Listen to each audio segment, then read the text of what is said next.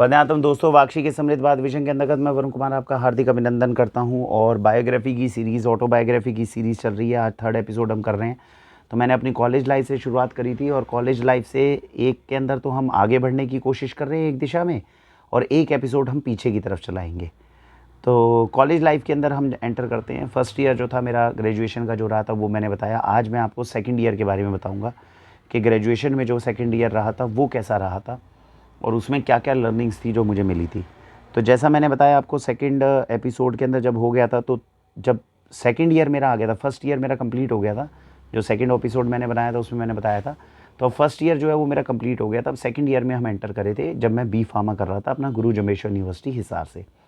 अब जब second year में मैं एंटर किया था तब तक जो था I was like well established in the university. हर कोई बंदा मुझे जानने लगा था, क्योंकि जैसा मैंने पहले एपिसोड में बताया कि ऑलरेडी जो थे वहाँ की वेस्ट फेस्ट के अंदर परफॉर्मेंस हो गई थी, और क्लास के अंदर जो थे कई कॉम्पिटिशन्स इस तरह के होते थे। और जब आप कल्चरल एक्टिविटीज़ के अंदर अच्छा परफॉर्म करते हैं तो ऑटोमेटिकली सब जानने लग जाते हैं। टीचर्स के हम फेवरेट बन गए थे। टीचर्स को अच्छा लगता था एक ऐसा व्यक्ति है, एक ऐसा बच्चा है जो पढ़ाई भी करता है, अच्छे घर का भी है और संस्कारों से भी युक्त है, और साथ में कल्चरल एक्टिविटीज़ के अंदर और एक्स्ट्रा करिकुलर एक्टिविटीज़ में भी परफॉर्म करता है। सेकंड ईयर में जब मैं एंटर करा तो वहाँ से मेरी मुलाकात हुई एक ऐसे व्यक्ति के साथ में, उनका मैं मेंशन करना चाहूँगा, श्री अशोक अहलावत। और डॉक्टर अशोक अहलावत, उनको बाद में डिग्री भी मिल गई थी तो डॉक्टर शायद वो लगाने लग गए थे। एक ऐसे व्यक्ति हैं जिन्होंने जीवन के अंदर बहुत बड़ा इम्पैक्ट डाला मेरे ऊपर। और वो इसलिए डाला क्योंकि मैं जब फर्स्ट ईयर के अंदर जब मैं परफॉर्मेंस कर रहा था ना स्टेज पर, मतलब अलग अलग फेस्ट के अंदर जब परफॉर्म कर रहा था, तो उन्होंने एक फेस्ट के अंदर मुझे देख लिया था। एक साल के अंदर बेसिकली चार चार फेस्ट होते थे।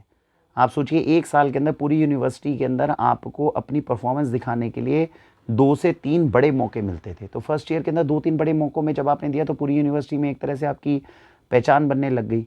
और ये मैंने बताया था कि चाहे आरएसएस हो, चाहे कोई हो, हर जगह से जो था हर व्यक्ति चाहता था कि भैया ऐसे लोगों के साथ में हमारे संपर्क बने। लेकिन वहाँ पर एक व्यक्ति था जिसने, जो जब वहाँ पे एज अ गेस्ट उनको इनवाइट किया गया था, तो मिस्टर अशोक अहलावत के पास क्या था, उस पूरी यूनिवर्सिटी के अंदर जो इंजीनियरिंग के जो भी प्रोजेक्ट्स होते थे, है ना, कोई भी आर्किटेक्चर से रिलेटेड जो काम होते थे, इंजीनियरिंग से रिलेटेड डिसीजंस होते थे, उनके डिपार्टमेंट को वो हेड करते थे। तो उन्होंने मुझे अपने ऑफिस में बुलाया और उन्होंने मेरे साथ में मंशा जताई कि यार वरुण, तुम में मुझे कल का स्टार दिखता है। तुम में मुझे लगता है कि यार ये जो है ना, तुम्हें मुंबई जाना चाहिए और तुम्हें तैयारी करनी चाहिए।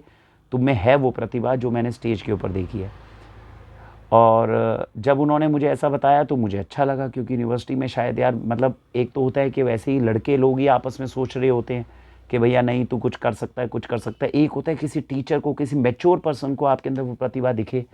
तो ये एक बड़ी, एक अच्छी फैक्टर थी जो मुझे मतलब लगी। तो उनसे जो थी हमारी मित्रता हुई। मित्रता इस तरीके से कि मैं उन्हें बड़ा भाई ही अपना समझने लग गया था, और उन्होंने हमेशा अपना फ़र्ज़ निभाया। मैं आपको बताऊंगा अभी आगे जाके आपको पता चलेगा, जिस केस में मेरे माँ बाप ने मेरी मदद नहीं करी थी, तो एक समय पे वो मेरी मदद के लिए आगे आगे थे। तो उन्होंने मेरे को बुलाया अपने ऑफिस में और उन्होंने कहा बेटा आगे का प्लान क्या, आगे का प्लान बता तू। और वो इसलिए उन्होंने बताया, यार देखो, मैं, उनकी ये विचारधारा थी कि जो बच्चे होते हैं वो अगर कहीं किसी दिशा के अंदर कुछ प्रयत्न कर रहे हैं, चाहे वो कोई भी फील्ड हो, उसमें उनको आगे बढ़ाने की कोशिश करनी चाहिए। हम लोग जो दबा देते हैं बच्चे डॉक्टर ही बनेंगे, इंजीनियर ही बनेंगे, ऐसा नहीं। तो उन्होंने कहा यार देख, तूने किसी भी तरीके से अपना पूरा बचपन गुजारा है और इस सपने को संजो के रखा है और इस प्रतिभा को तूने अपने साथ संभाल के रखा है। आगे जो भी मेरी मदद हो पाएगी मैं तेरी पूरी करूँगा, लेकिन तू कर। इसमें सक्सेस रेट जो है वो लाख में किसी एक बंदे का होता है, लेकिन जिसको मिलती है सक्सेस वो फिर दुनिया में जाना जाता है। तो उनकी विचारधारा मेरी विचारधारा पूरी मिली थी, और उन्होंने मुझे अपने ऑफिस में बुलाया भी और उन्होंने कहा तू तैयारियां शुरू कर। और जब उन्होंने दिया तो कॉन्फिडेंस भी आया। तो सेकंड ईयर के अंदर फिर मैंने क्या किया कि मैं पहले हॉस्टल में था फर्स्ट ईयर के अंदर, तो सेकंड ईयर के अंदर मैंने सीरियसली अपने एक्टिंग करियर के लिए जो था, कि मुझे ये पता था यूनिवर्सिटी जैसे ही क्लियर हो जाएगी, बी फार्मा की डिग्री पूरी हो जाएगी, तब मुझे मुंबई जाना है। और ये बात उनको भी पता थी, तो उनके साथ बैठ के मैंने काफ़ी प्लानिंग भी करता था इस बारे में। तो उनके और मेरे प्लान के अंदर जब मैंने उन्हें अपना प्लान बताया तो निष्कर्ष बड़ा सिंपल था कि भैया तुम्हें अपनी फिज़िक के ऊपर ध्यान देना होगा, तुम्हें अपने स्टेमिना के ऊपर ध्यान देना होगा, है ना, तुम्हें अपने एक्टिंग स्किल्स के ऊपर ध्यान देना होगा। अब हिसार में क्या है, हिसार में कोई बहुत बड़ा आपका इंस्टीट्यूट नहीं था जहाँ पे आप एक्टिंग, डांस, ये सब कुछ सीख सकें। तो ये सब कुछ वहाँ पे उपलब्ध नहीं था। तो सेकंड ईयर के हिसाब से मैंने एक प्रोजेक्शन बनाई। मैंने कहा देखो बाकी सारी चीज़ें तो मैं मुंबई जाके भी सीख सकता हूँ, एक चीज़ जो मुझे आज से ही तैयारी शुरू करनी पड़ेगी वो है अपना स्टेमिना, वो है मेरे डांस के स्किल्स, वो है मैं कितनी अलग अलग तरीके के डांस कर सकता हूँ। तो मुझे लगा कि डांस और स्टेमिना और फिजिक ये तो मुझे पहले बनाकर ही मुंबई जाना चाहिए। एक्टिंग के अंदर हो सकता है मैं कहीं से एनएसडी से या किसी और जगह से इंस्टीट्यूट से कोई कोर्स अलग कर लूँ, लेकिन अभी के लिए मुझे ये बेसिक करना चाहिए। तो फिर उसके बाद में मैंने अपना रूम जो था वो हॉस्टल से लेके बाहर जो था ले लिया, बाहर जो यूनिवर्सिटी के सामने जो कॉलोनी थी वहाँ ले ली। और वहाँ लेने का एक मेजर मकसद ये था कि मैं अपने पूरे के पूरे करियर के लिए ढंग से फोकस कर सकूँ। और मुझे आज भी याद है जब मैंने वो सेकेंड ईयर के अंदर जब रूम बाहर लिया तो मैंने अपने खाने पीने के ऊपर ध्यान देना शुरू करा। तो मुझे मतलब ये जो न्यूट्रिशन की बात मैं आज आपके साथ वाकई से करता हूँ, इसका एक्चुअली जो सबसे पहला ट्रायल था वो मैंने पर्सनली अपने सेकेंड ईयर में शुरू कर दिया था। मुझे आज भी याद है मैं जब बाहर रूम लेकर रहने लगा तो पहले दिन पास की एक डेयरी थी, तो उस डेयरी में गया, वहाँ तो हरियाणा के जाट लोग होते हैं। तो जब लेने गया तो मैं वहाँ दूध लेने गया, और दूध लेने गया तो घर से ना छोटी लुटिया लेकर गया था। अब हम तो बचपन से दूध पीते थे, तो आप दूध दिन में कितना पीते हो, 2 गिलास दूध पीते हो, है ना, 1 गिलास बड़ा 1 गिलास छोटा। दूध कितना होता है, वो आधा लीटर दूध होता है। तो एक दिन के अंदर जो व्यक्ति है वो कितना दूध पीता है, आधा लीटर पी लेगा, पौना लीटर पी लेगा, इससे ज़्यादा तो नहीं पीता। तो मुझे आज भी याद है, मैं वो सामने ना सुंदर नगर होता था यूनिवर्सिटी के सामने, तो मैं वहाँ रहता था। तो वहाँ से पे पास में एक डेयरी थी। तो मैंने जब रहना शुरू करा तो मुझे लगा यार दूध लेकर आना चाहिए, दूध प्योर लाना चाहिए। इतनी समझ थी कि भैया ये मदर डेयरी वगैरह वाले दूध नहीं लूँगा, पास में जब डेयरी है तो डेयरी से लेकर आऊँगा। तो डेयरी में गया, वहाँ पे जाट बैठे हुए थे, बाबूजी है ना, ताऊ बैठे हुए थे। तो उनके पास गया, अब मेरे हाथ में छोटी सी लुटिया, वो आधे लीटर की। तो मैंने उन्हें जाके बोला कि जी दूध दे दो। तो उन्होंने कहा दूध तो दे दूंगा, बर्तन ला। तो मैंने बर्तन में निकाली वो छोटी सी लुटिया। तो निकाले, कह रहे अबे तेरा इतना गेंडे जैसा शरीर है और तू दूध लेने के लिए तू आधा लीटर लेकर आया है, कहता खुद पिएगा बच्चे को पिलाएगा। अब ये बात मुझे बड़ी चुभी मुझे, और उसमें लर्निंग भी मिली। लर्निंग ये मिली कि भैया हरियाणा के अंदर जो है आधा लीटर दूध मानना मतलब एक तरह का मतलब अपमान है। उस समय की बात बता रहा हूँ मैं, 2004-5 की। तो जबकि मॉडर्निज्म की तरफ हम आ गए थे, लेकिन जो देश के हरियाणा के जो कोर एरियाज़ है वहाँ पे आपसे उम्मीद नहीं की जाती कि आप आधा लीटर दूध लेने के लिए कभी डेयरी के अंदर जाओ। तो वो कहते हैं यार अच्छा खासा हट्टा कट्टा व्यक्ति क्या आधा लीटर दूध पी रहा है। उससे मुझे एक अलग सा एक चीज़ ये समझ में आई। इसका मतलब ये है, जो मैंने निष्कर्ष निकाला, कि यहाँ पर जो लोग हैं वो आधा लीटर से ज़्यादा दूध पीते हैं। एक व्यक्ति जो है वो आधा लीटर से ज़्यादा दूध पीता है। फिर दिमाग लगाया कि भैया आधा लीटर से ज़्यादा दूध हजम कैसे करो, भैया आधा लीटर से ज़्यादा दूध तो आप पियोगे तो आपको लूज मोशन लग जाएंगे। तो मैंने अगले दिन सुबह से मैराथन शुरू करी थी। जब मेरे को अपना स्टेमिना बिल्ड करना था तो उसके लिए मैंने एक प्रोटोकॉल बनाया था। प्रोटोकॉल ये था, मैं एक दिन जिम करता था, जिसको आज भी मैं अपनी वीडियोस में बहुत सजेस्ट करता हूँ। मैं एक दिन जिम करता था, एक दिन मैं कार्डियो यानी कि मैं जॉगिंग पे निकल जाता था हाईवे पे, और मेरा लक्ष्य ये था कि भैया कितने किलोमीटर से आप लगातार दौड़ सकते हो। ऐसे जिम मैं करता था, तो जिम में मेरा ये था कि सुबह के 2 घंटे और शाम के 2 घंटे, इस तरह का स्टेमिना मैंने धीरे धीरे बिल्ड कर लिया था। तो मेरे को ये था कि मैं कितने घंटे तक लगातार जिम कर सकता हूँ, वो मेरे स्टेमिना को बिल्ड करने में मदद करेगा। उसमें मेरा केवल फंक्शन ये नहीं था कि मुझे बॉडी बनानी है या मुझे कट्स लेकर आने हैं, मुझे सिर्फ ये था कि भैया आप में स्टेमिना होना चाहिए। अगर आप स्टेज के ऊपर परफॉर्मेंसेज कर रहे हो, कुछ कर रहे हो, क्योंकि 5-5 मिनट के गाने होते थे, हर एक्टर की आपको मूव्स सीखने हैं, तो आपके अंदर स्टेमिना ज़बरदस्त होना चाहिए। तो ये करके जो था मैं हाईवे के ऊपर दौड़ना। अब पहले दिन जब दौड़ने शुरू करे तो 1 किलोमीटर या 2 किलोमीटर भी नहीं दौड़ पा रहे हैं आप। मैं जिम करना शुरू करा तो जिम जब शुरू करा तो बल्कि वहाँ पे हुआ भी, जिम शुरू करा तो 5वें-6ठे दिन ही वहाँ पे आने वाले दूसरे लड़के बोलने लग गए, अबे क्रिएटिन खा ले, अरे वे प्रोटीन खा ले, फलाना खा ले। इतनी समझ मुझे थी कि भैया नहीं, मैं नेचुरल बनाऊंगा जो भी बनाऊंगा। वो एक अलग बात है, नेचुरल कितनी बनी कितना नहीं बना, शरीर बन गया था ठीक खासा, अच्छा खासा बन गया था। वो आगे 3rd ईयर 4th ईयर तक आपको बताऊंगा। लेकिन मैंने ये कहा था कि नहीं यार, मेरे को अभी कोई जल्दी नहीं है, मैं तो आराम से, अगर कुछ है मैं 2-3 साल ढंग की मेहनत करके पहले अपने शरीर का स्टेमिना बिल्ड करूँगा। तो वो जो डोलू आधा लीटर का जो था वो आपका 2nd ईयर में शुरू हो गया। तो इस तरह करके मैंने अपनी हर रोज़ की एक रूटीन बनाया, जिसमें सुबह सुबह मैं जिम में और दौड़ने के लिए जाता था। और वो जो दूध था उसके साथ में एक्सपेरिमेंटेशन शुरू हुए कि भैया उसके साथ मुझे चने खाने हैं कि ड्राई फ्रूट्स खाने हैं। 2nd ईयर के अंदर मेरी ये तैयारी जो थी वो शुरू हुई, और फेस्ट जो थे वो लगातार चल रहे थे। तो डांस की परफॉर्मेंसेस के ऊपर काम होता था। डांस के ऊपर मैंने एक अलग चीज़ करी थी, जो मैं यूनिवर्सिटी में सबसे अलग कर रहा था, जो बहुत कम लोग थे दूसरे कर रहे थे। वो ये कि आपने भी देखा होगा, आपके बच्चे जब कभी डांस परफॉर्म करने के लिए जाते हैं ना स्टेज के ऊपर, तो पैरोडी बनाते हैं। वो क्या करते हैं, एक पैराग्राफ एक गाने का, दूसरा पैराग्राफ दूसरे गाने का। सेकंड ईयर के अंदर जब मैं परफॉर्म कर रहा था तो मैंने खुद से कमिटमेंट की थी कि मैं स्टेज के ऊपर गाने नहीं बदलूंगा। मेरा पर्टिकुलर मानना ये था, उस समय पे मैं मूवीज़ जब देखता था तो मैं गोविंदा से प्रभावित होता था और मुझे गोविंदा के बारे में एक खास बात ये लगती थी, मैं ये सोचता था कि एज अ स्पेक्टेटर जब मैं एक पूरे गाने को देख रहा हूँ 5 मिनट की, हम मूवीज़ में देखते हैं ना, सिनेमा हॉल में होते हैं तो आप 5 मिनट का पूरा गाना देखते हो, और जब वो पूरा गाना देखते हो तो आप दो चीज़ देखोगे। एक चीज़ जो मैं आपको वैसे एक पॉइंट ऑफ व्यू बता रहा हूँ, जिन एक्टर्स के डांस में दम नहीं होता, जिनके चेहरे के एक्सप्रेशंस में दम नहीं होता, जिनकी एक्टिंग में दम नहीं होता, वहाँ पर डायरेक्टर सीन और कपड़ों को बार बार चेंज करता है। और जिन लोगों के डांस में दम होता है, फेशियल एक्सप्रेशंस में दम होता है, एक्टिंग में दम होता है, वहाँ डायरेक्टर इतना चेंज नहीं करता, पूरा प्रभाव जो है वो एक्टर के हाथ में रहता है। तो मुझे खुद को ये साबित करना था कि क्या मेरे अंदर ये काबिलियत है, क्योंकि जितने भी यूनिवर्सिटी के अंदर दूसरे परफॉर्मेंस थे वो क्या करते थे, वो जब जाते थे तो अलग अलग पैराग्राफ के गाने होते थे, तो मूव अगर आपका सेम भी है लेकिन बीट अगर चेंज हो गई तो सामने वाला एंजॉय करेगा। लेकिन मेरा मामला ये था कि मैं एक ही बीट के ऊपर डांस करता था और 5 मिनट तक मैं लोगों को अपने डांस के साथ एंगेज कर सकता हूँ कि नहीं, ये मेरी काबिलियत बताएगा। तो इसीलिए यूनिवर्सिटी के अंदर जो लोग भी मतलब मेरी वीडियोस देखेंगे, जितनी भी मेरे पास अवेलेबल हैं, उसमें एक सबसे खूबसूरत बात जो मुझे पर्सनली अच्छी लगती है कि मैंने अपने पूरे 4 साल के यूनिवर्सिटी के करियर के अंदर कभी भी गानों के अंदर पैरोडीज़ नहीं डाली।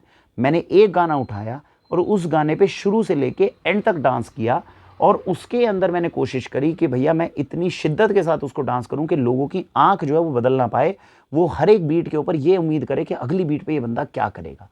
तो ये एक चीज़ है, ये बहुत माइन्यूट सा एक ऑब्जर्वेशन है, लेकिन जो लोग सही में कलाकारी की तरफ जब कभी जाते हैं तो उनको ये नुएंसेस जो थे वो समझ में आते थे। तो ये ईश्वर का आशीर्वाद है कि उस समय पे भी यूनिवर्सिटी में होते हुए मैं नुएंसेस को समझ पा रहा था। सामने वाला इतना सोचे ना सोचे एक अलग बात है। तो ये जो था मेरा सेकंड के अंदर था, और सेकंड ईयर के अंदर मैंने अपना सबसे बेस्ट परफॉर्मेंस दी थी, जो आज भी आप कभी मेरे फेसबुक पे देखते हो, जो लोग मुझे पर्सनली फॉलो करते हैं, तो खई के पान बनारस वाला ये एक डांस था। और ये डांस जो मैंने किया था, ये मेरी one of the best performances में से एक था, क्योंकि इसमें मैंने अमिताभ बच्चन साहब को गाने में लेकर आया था। आपको मैं बता दूं, उस समय यूनिवर्सिटी के अंदर I was the only person जो मिड एरा के एक्टर्स के गानों को आगे लेकर आ रहा है। मतलब उस समय पे क्या हो गया था, फास्ट गाने आ गए थे, है ना, ये अच्छे अच्छे जो ऋतिक रोशन आ गए थे। ऋतिक रोशन तो बहुत पहले भी आ गए थे, बल्कि 2000 के अंदर आ गए थे ना, मैं तो 2004-5 की बात बता रहा हूँ। तो सोचो कितना फास्ट था। उस समय पे आप अमिताभ बच्चन को लेकर आ रहे हो, देवानंद को लेकर आ रहे हो, आप उस समय पे गोविंदा को लेकर आ रहे हो पुराने को, है ना। तो मतलब 95-99 तक गोविंदा का टाइम जो था वो खत्म हो गया था, ऋतिक रोशन का टाइम आ गया था, लेकिन मैं गोविंदा को वापस ला रहा था। तो एक बहुत ही अलग जो है ना मतलब जॉनर जो है वो मैं क्रिएट करने में कामयाब हो रहा था वहाँ, और ये मुझे अंदरूनी खुशी दे रही थी। यहाँ से मुझे एक और लर्निंग मिली, वो लर्निंग ये मिली, मुझे फर्स्ट ईयर के अंदर अवार्ड्स मिले अलग अलग स्टेजेस पे, सेकंड ईयर में मुझे अवार्ड्स नहीं मिले, और वो चीज़ मुझे एक अलग चीज़, बिल्कुल ही एक अलग रियल्म के अंदर ले गई, और ये बहुत बड़ी लर्निंग दिखाने लगी कि मुझे अपनी प्रतिभाओं के लिए, प्रतिभाओं का पारितोषिक जो है वो दूसरों के ऊपर निर्भर होना मैंने बंद कर दिया। मुझे याद है सेकंड ईयर के अंदर जब मैंने ये खाई के पान बनारस वाला किया, आप अगर वो डांस देखेंगे, वो इतनी बेहतरीन परफॉर्मेंसेस में से एक है। जितने लोगों ने देखा उसने हमेशा आज तक मुझे सराहा है कि भाई मान गए, क्या डांस किया है। जबकि मैंने स्टेज पे वो जब डांस किया तो मेरे साथ में जो दूसरे लोग थे उनको फर्स्ट, सेकंड, थर्ड अवार्ड दिया गया। और ये सोचिए 4 परफॉर्मेंसेस हुई थी उस रात में, 4 या 5 परफॉर्मेंसेस, उसमें फर्स्ट अवार्ड ना मिले समझ में आता है, सेकंड ना मिले समझ में आता है, थर्ड अवार्ड भी नहीं मिला आपको। And I am one of the best dancers in that university, जिसको फर्स्ट ईयर के अंदर सारे अवार्ड्स मिले हैं लेकिन सेकंड ईयर में नहीं मिले। तो मुझे आज भी याद है जब मुझे वो नहीं मिला तो मैं वापस आया, हॉस्टल की छत पे गया और मैंने ये चीज़ चिंतन करी। मैंने कहा कि यार ये हुआ क्या है, परफॉर्मेंस मेरी अच्छी, नीचे आके लोग मेरी पीठ थपथपा रहे हैं, जितने दोस्त लोग हैं वो बोल रहे हैं। अशोक अहलावत जी जो मेरे फ़ैन बने वो इस डांस से बने, उन्होंने कहा कि आप कमाल है, तेरे अंदर की प्रतिभा जो है वो ज़बरदस्त है, लेकिन आपको first award, second award, third award तक नहीं मिला उस डांस के लिए, ऐसा कैसे हो सकता है। वहाँ पर जाकर मैंने मतलब जैसे ईश्वर ने मेरे मन के अंदर एक आवाज़ दी जो हमारे बच्चों को सबको सीखनी चाहिए, वो ये कि भैया आप अपनी प्रतिभाओं का आकलन खुद करना सीखिए, पहली बात। दूसरे लोग आपको रिकॉग्निशन देते हैं, दूसरे अवार्ड देते हैं, नहीं देते हैं, उससे कोई फ़र्क नहीं पड़ता। आपका अगर एक भी प्रशंसक आया है ना, जिसको जो दिल से आपको धन्यवाद कह रहा है कि आपने बढ़िया काम किया है, और वो दिल से कह रहा है, वो आपको केवल खुश करने के लिए नहीं कह रहा, तो समझ लीजिए आपकी प्रतिभा में दम है। और ये देखिए, वो जो सेकंड ईयर के अंदर जब मैं काम कर रहा था मुझे कोई अवार्ड नहीं मिला, उस चीज़ की आदत मुझे वहाँ पड़ी, वो आज मेरी ऑर्गेनाइजेशन में मदद करती है।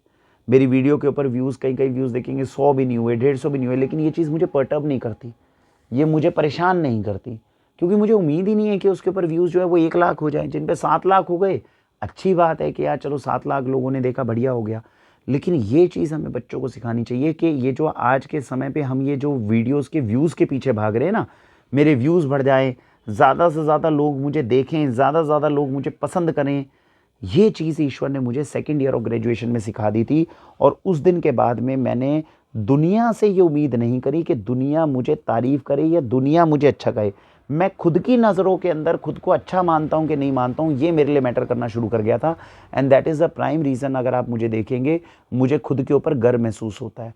वो इसलिए महसूस होता है क्योंकि मेरी ज़िंदगी में 38 ईयर्स मैंने बिता लिए, बड़ी बड़ी गलतियाँ नहीं करी, ऐसा कुछ नहीं करा जिसके ऊपर मुझे शर्मिंदा होना पड़े।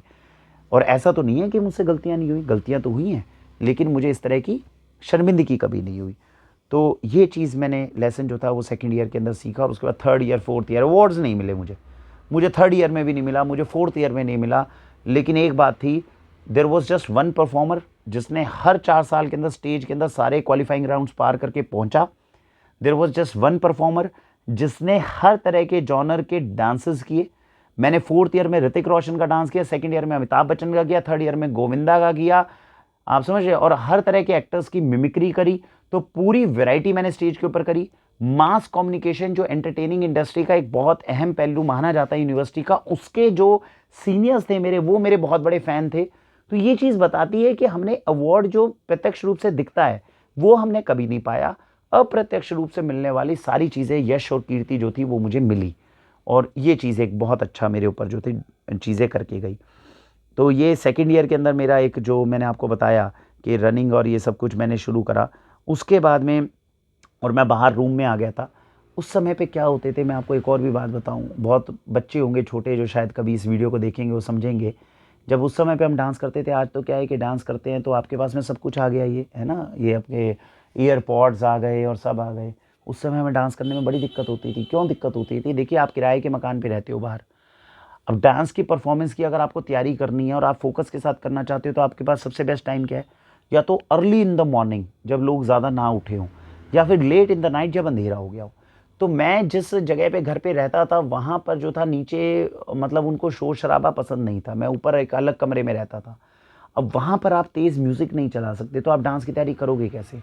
तो उस समय पे वॉकमैन होते थे। तो वॉकमैन, वैसे अब जो नए बच्चे देखेंगे, जो पुराने, उनको तो पता है, शायद याद आए आपको भी, नॉस्टैल्जिया अच्छा महसूस हो। तो वॉकमैन में मैं कैसेट लगाता था, जीन्स पहनता था, जीन्स के अंदर एक स्ट्रॉन्ग बेल्ट लगाता था, और उस वॉकमैन को उस बेल्ट के साथ मैं प्रॉपर तरीके से रस्सी से बांधता था, क्योंकि जब आप डांस मूव करोगे तो वो वॉकमैन निकल जाएगा। और आप बाहर डेक के ऊपर बड़े स्ट्रॉन्ग म्यूज़िक चला नहीं सकते हो, क्योंकि आसपास मोहल्ले वाले कहेंगे अरे भैया क्या चल रहा है यहाँ, नाच गाना। वो अलाउड नहीं था हरियाणा के अंदर, आप समझ रहे हैं, तो थोड़ा दबा हुआ माहौल रहता था। तो मैं उस वॉकमैन को बाकायदा अपनी बेल्ट के साथ में अच्छे से बांधता था, फिर डांस परफॉर्मेंसेस करता था। और वो जो वायर थी, हालांकि अंदर टी शर्ट से निकलती थी, क्योंकि ऊपर हाथ डालोगे तो वो वायर निकल जाएगी, फिर भी आप ये समझिए उस डांस का मेरा फोर्स इतना ज़बरदस्त होता था, इतनी ज़बरदस्त परफॉर्मेंस मतलब वो होती थी कि वो जो मैंने लीड लगाई है वो आपकी 1 हफ्ते में या 2 हफ्ते में एक बार तो टूटनी ही टूटनी है, क्योंकि आपने हल्का सा भी मूव ऐसा किया तो आपकी वायर जो है वो आपसे टूट जाएगी। उस समय पे जॉगिंग करते हुए भी दिक्कत होती थी, क्योंकि जॉगिंग कर रहे हो तब भी वॉकमैन आपके हाथ में होगा, तो आप जॉगिंग कैसे करोगे, है ना, बिना म्यूज़िक के। और जॉगिंग करते करते स्टेमिना जो था वो इतना थर्ड ईयर फोर्थ ईयर में बढ़ गया था कि 10 किलोमीटर की मैराथन जो थी वो मैं दौड़ने लग गया था। And 10 kilometre was a good task, जो थर्ड ईयर फोर्थ ईयर में हो गई थी। तो पौने पौने घंटे, एक एक घंटे तक लगातार दौड़ लगती थी। तो ये चीज़ जो थी वो करी थी, और यहाँ से जीवन के एडवेंचर का पता चल रहा था। ये ज़िंदगी में वो चीज़ें थी जो देखो एक अलग दुनिया आपको दिखा रही थी। ये आपको एक चीज़ बताती है कि फ्रीडम जो होती है कितनी चीज़ है। मैं घर से बाहर यूनिवर्सिटी में रह के, छुट्टियाँ होती थी, मेरे घर आने का मन नहीं करता था, मैं अपने घर ही नहीं आता था। आपको पता है, यूनिवर्सिटी में हॉस्टल में छुट्टी हो जाती थी, लोग अपने घर जाते थे, मैं वहीं रहता था हिसार में। तो इस बात के लिए रहता था क्योंकि मुझे घर एक पिंजरे जैसा लगता था, और वहाँ यूनिवर्सिटी एक खुला आसमान। वहाँ यूनिवर्सिटी में चाहे हमें खाने को अच्छा न मिले, ना कुछ ना मिले, लेकिन जैसे एक पंछी बाहर आज़ाद आसमान के अंदर रहता है ना, वैसे मुझे महसूस होता था। इसलिए मैं वहाँ एंजॉय करता था और अपने काम पे फोकस करके अपनी चीज़ों को करता था। तो ये एक अलग बहुत बड़ा परिवर्तन मेरे व्यक्तित्व के अंदर ये लेकर आई। फर्स्ट ईयर के अंदर एक इंसिडेंट हुआ जो एक बहुत अलग था, जिससे मुझे लर्निंग मिली। और सेकंड ईयर के अंदर एक इंसिडेंट हुआ जिसने एक बहुत अलग लर्निंग मुझे दी। दोनों बताता हूँ। फर्स्ट ईयर वाले में पिछली वीडियो में मैं आपको बता नहीं पाया, बट अब बताता हूँ। तो मेरा जो एक रूममेट था, रूममेट का नाम था प्रवीण। तो अच्छा मित्र था, बढ़िया बंदा था, कोई दिक्कत नहीं है, अच्छी चीज़ें थी। मेरे रूममेट्स में एक हिमांशु था, एक प्रवीण था। तो फर्स्ट ईयर के अंदर जब मैं यहाँ से गया यूनिवर्सिटी के अंदर, तो वहाँ पे क्या हुआ कि एक दिन मैं ऐसे ही हॉस्टल में सो रहा था। तो सुबह सुबह प्रवीण ने किसी बात के ऊपर जो है मेरे ऊपर, मतलब मेरे को बोला होगा उठ जा, मैं नहीं उठा। तो उसने उठाकर पानी जो है वो मेरे मुंह पर मार दिया। बच्चे करते हैं हॉस्टल के अंदर, एक दूसरे को चिढ़ाने के लिए करते हैं। उसने जब पानी मारा तो मैं एकदम उठा, मैं उसके पीछे पीछे भागा। तो जब पीछे पीछे भागा तो वो जाके अंदर बाथरूम के अंदर जाके घुस गया और अंदर से कुंडी लगा ली। अब हॉस्टल के अंदर जो बाथरूम होते हैं ना, वो ऊपर से खुले होते हैं, ऊपर से भी और नीचे से भी, है ना। कोई बंदा बंद हो जाए, कुछ हो जाए तो उसको बचाने का, सारी इस तरीके से बने होते हैं। आपने देखा भी है होटल्स में, एयरपोर्ट्स में ऊपर से खुले रहते हैं, इस तरह के रहते हैं। अब क्या हुआ, वो अंदर घुस गया। अब मुझे ये था कि भैया मुझे से पकड़ना। मेरे पास दो ही तरीके थे, या तो मैं दरवाजे को धक्का मार के तोड़ता, या फिर मैं वहाँ पे क्या हो रहा था, वहाँ उस समय थोड़ा ठंड का टाइम था और उस समय वहाँ पे गीज़र से ना गर्म पानी निकल रहा था। तो मेरे दिमाग में ये आया कि जो ये बाथरूम की दीवार है इसकी, उसमें पीछे वाली दीवार पे गर्म पानी डालूंगा, उससे डरकर ये कुंडी खोल के बाहर आएगा और मैं इसे पकड़ लूँगा। खेल खेल की बात है। तो मैंने क्या करा, वो बाजू में जो गर्म पानी था उसको मग के अंदर लिया और मैंने ऊपर से डाला। और जैसे ही मैंने डाला तो मैं चाह रहा था कि पीछे की तरफ जो बाथरूम की दीवार है वहाँ तक वो पहुँचे और उसको डर लगे, बट वो पानी कहीं ना कहीं सारा का सारा मग का पानी जो है वो प्रवीण पे गिर गया। और जैसे ही गिर गया वो अंदर से चिल्लाया और चिल्लाया, तो मुझे लगा यार यार ये तो गलत काम हो गया। उसने बाथरूम की कुंडी खोली और एकदम बाहर आया, उसने मुझे 2-4 पंचेस मारे। बट तब तक मैं ये समझ गया था कि मेरी गलती की वजह से, मुझसे कोई गलती हुई है जिसकी वजह से भाई को कष्ट बहुत हुआ है। तो खैर उसने 2-3 मुझे जब लगाए अच्छे से, और तब मेरे को यही चिंता थी। मैंने कहा यार इसको कहीं चोट ना लग गई हो। तो मैंने उसे सॉरी बोला और उसे रूम में लेके गया। तो बाकायदा उसकी पीठ के ऊपर जो था ना, वो प्रॉपर तरीके से बर्न का जो था वो पूरा प्रॉपर हुआ हुआ था। उस समय पे कुछ समझ नहीं आया। फिर आजू बाजू में 1-2 दोस्त थे, वो आ गए तो कहते अरे क्या हो गया, इस तरह हुआ, चलो कोई नहीं। तो लेकिन प्रवीण भी क्योंकि मित्र था, दोस्त था, तो उसने कहा, थोड़ी देर में उसका जरा सा गुस्सा शांत हुआ। उसने कहा चलो वरुण कोई बात नहीं यार। तो हमने क्या करा, उस समय पे कोलगेट वगैरह लगा दी। फिर उसको वहीं की यूनिवर्सिटी की डिस्पेंसरी है वहाँ लेके गए। यूनिवर्सिटी की डिस्पेंसरी में लेके गए तो वहाँ जाके जो मैडम थी ट्रीटमेंट करने वाली, वो कहती अरे भाई ऐसे मत खेला करो, गर्म पानी है और बर्न हो गया अच्छा खासा, चलो मैं फिर भी पट्टी कर देती हूँ। तो उन्होंने पट्टी वट्टी कर दी और वो घर आ गए हम। तो जब घर आ गए तो प्रवीण जो था वो अपने घर के अंदर 2 बहनों के साथ एक ही भाई था। मतलब उनकी माता को उनसे बहुत प्यार था। अब उनकी माताजी जो थी वो हर रोज़ उससे बात करती थी। तो प्रवीण ने अपनी माताजी को इस बारे में कुछ बताया नहीं, ये सोच के कि माताजी को टेंशन हो जाएगी। तो उन्होंने भी अपने घर में नहीं बताया, मैंने भी अपने घर में नहीं बताया। और हमारा मतलब इसी तरह हम सोचते रहे अभी पट्टी करवा आए हैं, ठीक हो जाएगा, पीछे से बर्न केस है। तो लेकिन 5-6 दिन के बाद में उसको वो जो घाव था वो कम होने की बजाय वो बढ़ने लगा। हमने ये नोटिस करा यार ये घाव कम होना चाहिए, बट ये बढ़ रहा है। और इतना बढ़ने के बाद में जैसे वो बढ़ने लगा तो फिर इतना दिमाग काम किया, यार ये चीज़ जो है ये सही नहीं हो रही। 5 दिन 6 दिन पहले जितना था ये उससे कम होना चाहिए था। अगर इससे ज़्यादा बढ़ रहा है तो हमें कहीं ना कहीं कुछ और दिखाना चाहिए। तो जैसे ऐसा हुआ तो फिर मैंने अपने घर वालों को बताया। जैसे ही मैंने अपने घर वालों को बताया तो मेरे घर वालों ने जो है, मेरी माता जी ने, भाई उनको डर लग गया। उन्होंने कहा वरुण भैया, मेरे पिताजी को इस चीज़ का थोड़ा एक्सपीरियंस था, उन्होंने कहा भैया ये बर्न का केस है। और बर्निंग जो होती है वो मतलब आपको किसी को आप चोट मार दो और घाव हो जाए वो भर जाएगा, लेकिन बर्न के केस में आप ये पता नहीं लगा सकते कि स्किन के ऊपर का बर्न है कि अंदर जाके ब्लड तक के इन्फेक्शन करके व्यक्ति कब मर जाए कुछ नहीं पता होता। इसलिए बर्न के अंदर आप कभी चांसेस मत लो। ये मुझे उसी इंसिडेंट से पता चला। तो उन्होंने, पिताजी ने तुरंत बोला भैया मैं तुम्हें पैसे भिजवा रहा हूँ, 2,000-5,000 जितने भी लगते हैं, इनको तुरंत एक किसी ना किसी बर्न स्पेशलिस्ट के पास में लेकर जाओ, जो भी प्लास्टिक सर्जन है वहाँ पे, और उसको दिखवाओ इसको। तो मैं तुरंत जो था फिर उसको वहाँ पे प्लास्टिक सर्जन के पास लेकर गया। प्लास्टिक सर्जन ने देखा, उसने कहा भैया स्किन ग्राफ्टिंग करनी होगी, आप लोगों ने 5-6 दिन आने में डिले करी है और ये घाव दिन पे दिन बढ़ता जाएगा, इट्स अ सीरियस केस। अब जब ऐसा लगा तो प्रवीण को भी दिक्कत, मुझे भी दिक्कत, और घर वालों को खैर मैं बता चुका था। तो घर वालों ने पैसे भी भिजवाए, उनकी स्किन ग्राफ्टिंग की गई और प्रवीण को बचाया गया। प्रवीण ने ये चीज़ें जो थी अपनी माताजी को नहीं बताई थी। उसको ये लग रहा था कि यार माताजी को बताऊंगा अपनी तो वो चिंता हो जाएगी, वो एकदम हिसार दौड़े आएंगे और ये होगा। और कहीं ना कहीं वो जब मेरे घर वालों से बात कर रहा था, मेरी माता जी को ये डर था कि भैया अगर ये प्रवीण जो है ज़्यादा बताएगा किसी को, या यूनिवर्सिटी में बच्चा है कोई इसको बहका दे, कुछ कर दे, तो इधर मेरे बच्चे को जो है उसके ऊपर केस हो जाएंगे, फलाना हो जाएगा कि भैया ये कौन किसी की भावना को कौन क्या समझेगा कि क्या रीज़न है क्या नहीं है। तो ऐसा करके मेरी माता जी ने भी प्रवीण को कहा कि बेटा तू इसको चिंता मत कर, तेरा पूरा इलाज सब कुछ ढंग से कराया जाएगा, तुझे कोई घबराने की बात नहीं है, तू किसी को ज़्यादा इसके बारे में बता मत, क्योंकि इससे फिर वरुण के करियर का भी फ़र्क पड़ता है, और मत बता। तो ऐसा करके वो बात हो गई और फिर बाकायदा उसका इलाज प्रॉपर हुआ, ईश्वर के आशीर्वाद से वो ठीक हो गया, सब कुछ अच्छा हो गया और सारा हो गया। प्रॉब्लम हुई जब उसके बाद में जब छुट्टियां हुई और थोड़े दिन के लिए प्रवीण भी अपने घर गया और मैं भी अपने घर आया, तो एक दिन प्रवीण की माताजी का जो था फ़ोन आया, तुरंत मेरे पास आया और मैंने उठाया। घर पे तब लैंडलाइन होते थे, तब मोबाइल नहीं होते थे, 2004-05 के आसपास सभी घरों में। तो जब मैंने लैंडलाइन फ़ोन उठाया तो उन्होंने कहा कि भैया तुम अपने पिताजी से बात कराओ मेरी तुरंत, वरुण। तो मैंने पिताजी से बात कराई तो उन्होंने कहा कि आप अपने बेटे को लेके तुरंत मेरे घर आइए। वो भी पानीपत में रहने वाला था, मैं भी पानीपत का ही था, प्रवीण भी पानीपत का था, मैं भी पानीपत का था। तो मेरे पिताजी जब मुझे लेकर पहुँचे प्रवीण के घर पे, तो उनकी माताजी ने जो है वो जैसे ही हम अंदर एंटर करे, ज़ोरदार थप्पड़ जो था वो मेरे चेहरे पे जड़ दिया। उस समय पे मेरे पिताजी ने मुझे हाथ लग के शांत कहा कि भैया तुम बिल्कुल शांत खड़े रहो, वो एक माँ है और माँ के अंदर गुस्सा होता है और इसको आपको मतलब चुपचाप समझना चाहिए। मैं भी समझ रहा था कि भाई माँ का स्वाभाविक गुस्सा है, कोई दिक्कत नहीं है, होना चाहिए, कोई बात नहीं। मैं वहीं पे फिर घुटनों पे आया, मैंने आने के बाद उनसे क्षमा करी और उन्होंने मुझे काफ़ी कुछ मतलब कहा, और सिर्फ इसलिए कहा, उनको इस बात का गुस्सा नहीं था कि भैया जो थी सामने वाले की जो है वो पीठ जल गई, ऐसा था। उनको इस बात का दिक्कत था कि भैया तुम लोगों ने जानबूझ के मेरे बच्चे को इतना बहकाया कि वो इस बात का जिक्र मुझसे ना कर सके। अब 1.5 महीने में तुम लोग पट्टी करवा रहे हो, सब करा दे हो, कल को मेरे बच्चे को कुछ हो जाता, क्या जिम्मेदारी होती? मैं खुद को कैसे माफ़ करती कि 2 महीने से मुझे पता ही नहीं है मेरे बच्चे की पीठ जली हुई है। तो वैलिड पॉइंट था, सब कुछ सही था।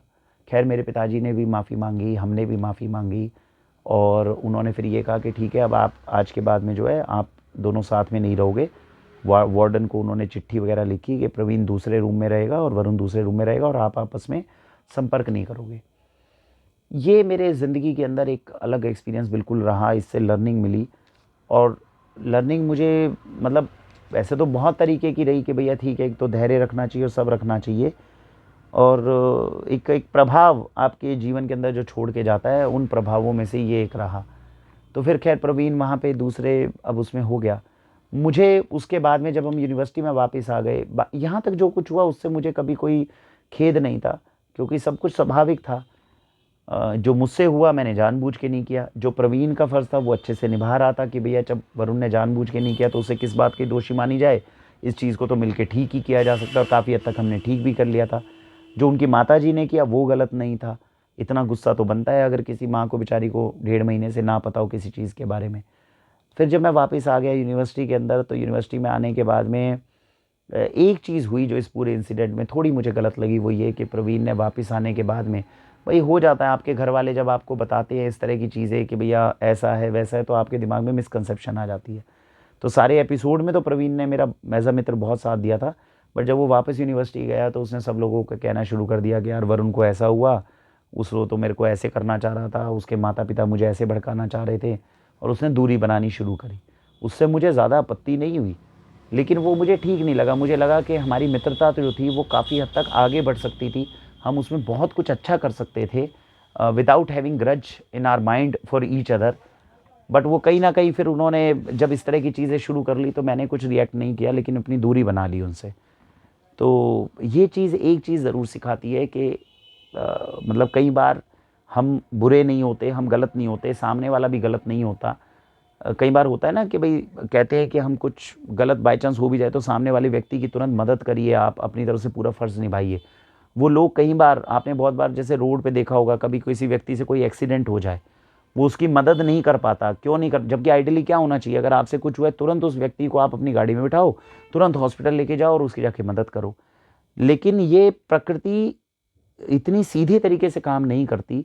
बहुत बार ऐसा देखा जाता है कि आप जिसकी मदद कर रहे हैं या जो आपसे अगर गलती हो गई और आप उसकी मदद करना चाह रहे हैं, उस केस में वो व्यक्ति खुद ही आपको, जबकि जानता है कि दूसरा वाला व्यक्ति निर्दोष है, उसकी इतनी गलती नहीं है, लेकिन उनको फंसाने की कोशिश करता है। तो इसका एक छोटा प्रारूप जो है वो मुझे जाकर पता चला। वो तो चलो केस सारा कुछ सेटल हो गया था। अगर सोच के देखिए उस समय पे प्रवीण अगर 1.5 महीने पहले अपनी माताजी से संपर्क करता, हालांकि उनकी माताजी जो थी वो तो सुलझी हुई थी, पढ़ी लिखी थी, ऐसा नहीं करती वो किसी भी तरीके से, लेकिन अगर ऐसे केस में कोई परिवार इतना अच्छा ना हो या कुछ ना हो, तो आप एक सीधे साधे व्यक्ति को ऐसे केस के अंदर जो है वो फंसा भी सकते हैं। और कितनी बड़ी चीज़ हो सकती थी ये, वो करियर ख़राब कर सकती थी हमारा, हमारे ऊपर अलग तरीके के इल्ज़ाम लग सकते थे, बहुत कुछ हो सकता था। लेकिन चलिए, ईश्वर जो है वो साथ होता है, आपको लर्निंग देता है। इसीलिए मैं बहुत बार कहता हूँ कि सब कुछ ईश्वर के हाथ में होता है, हम लोग तो केवल अपना कर्म करे जा रहे हैं। तो ये केस बहुत हद तक बिगड़ सकता था, वो नहीं बिगड़ पाया, सूझबूझ से या ईश्वर के आशीर्वाद से वो किसी तरह अच्छे से सेटल हो गया। तो ये चीज़ सीखने को मिलती है। सेकेंड ईयर में एक और बेहतरीन इंसिडेंट हुआ जिसने मेरे व्यक्तित्व को बहुत बदला। और जैसा मैंने पहले भी बताया था, बहुत लड़ाइयाँ हुई और अच्छी खासी लड़ाइयाँ हुई। मतलब लड़ाइयाँ छोटी मोटी नहीं करी हमने, अच्छी खासी करी और बढ़िया तरीके की लड़ाइयाँ करी हैं। तो अच्छा लगेगा इंसिडेंट जब जानोगे तो। और ये सेकेंड ईयर की जो लड़ाई हुई ये अलग तरीके से हुई। आपको याद होगा मैंने पिछले एपिसोड में बताया था कि नरेंद्र और हम जो थे वो एक तरह से कॉम्पिटिटर के तरीके से आ गए थे अपने क्लासरूम में। मैं 12th में टॉप करके गया था और वो एंट्रेंस एग्ज़ाम के टॉपर थे। मैं इधर एक्स्ट्रा करिकुलर एक्टिविटीज़ में ज़्यादा पढ़ाता था, वो व्यक्ति बहुत सुलझा हुआ था और वो कोचिंग देते थे। तो नरेंद्र की मैं आपको एक व्यक्तित्व की खास बात बताऊं, वो व्यक्ति पढ़ाने के अंदर एज अ टीचर ही वॉज एन एक्सपर्ट। आपको किसी टॉपिक को पढ़ना है तो वो बैक बेंचर्स के लीडर थे, मैं फ्रंट बेंचर्स का लीडर था। मतलब मैं आगे बैठता था, मेरे आसपास लड़कियां भी खूब बैठेंगी। मेरे दो ही दोस्त थे, है ना, एक मुकुल था, एक रोहित था, एक हरीश था। 3 दोस्त थे हम, 3 मुख्य रूप से दोस्त थे। 4-5 लड़कियां थी जो हमारे ग्रुप में बैठती थी। और वो नरेंद्र जो भाई साहब थे वो बैक बेंचर्स में जितने लोग होते हैं उनके लीडर थे वो। तो they were like 2 leaders in the room, इस तरीके से आप समझिए उसको, है ना। तो मुख्य रूप से तो वो चीज़ रही थी। अच्छा, मैं डांस परफॉर्मेंसेज और इन सारी चीज़ों में रहता था, उससे यूनिवर्सिटी में नाम कमा रहा था। And he was a person who was an excellent teacher. अगर क्लासरूम में कोई भी टॉपिक है जो आपको अगर पढ़ना है या आपको समझना है, वो टीचर से भी ज़्यादा बेहतरीन तरीके से अगर कोई समझा सकता था, ही वॉज नरेंद्र। मतलब इतनी ज़्यादा काबिलियत वाला व्यक्ति जो था वो नरेंद्र था। तो जाहिर सी बात है, जब क्लास के अंदर 2 लीडर्स इस तरह से डेवलप होते हैं तो कहीं ना कहीं आपसी द्वंद्व एक हल्का होता है।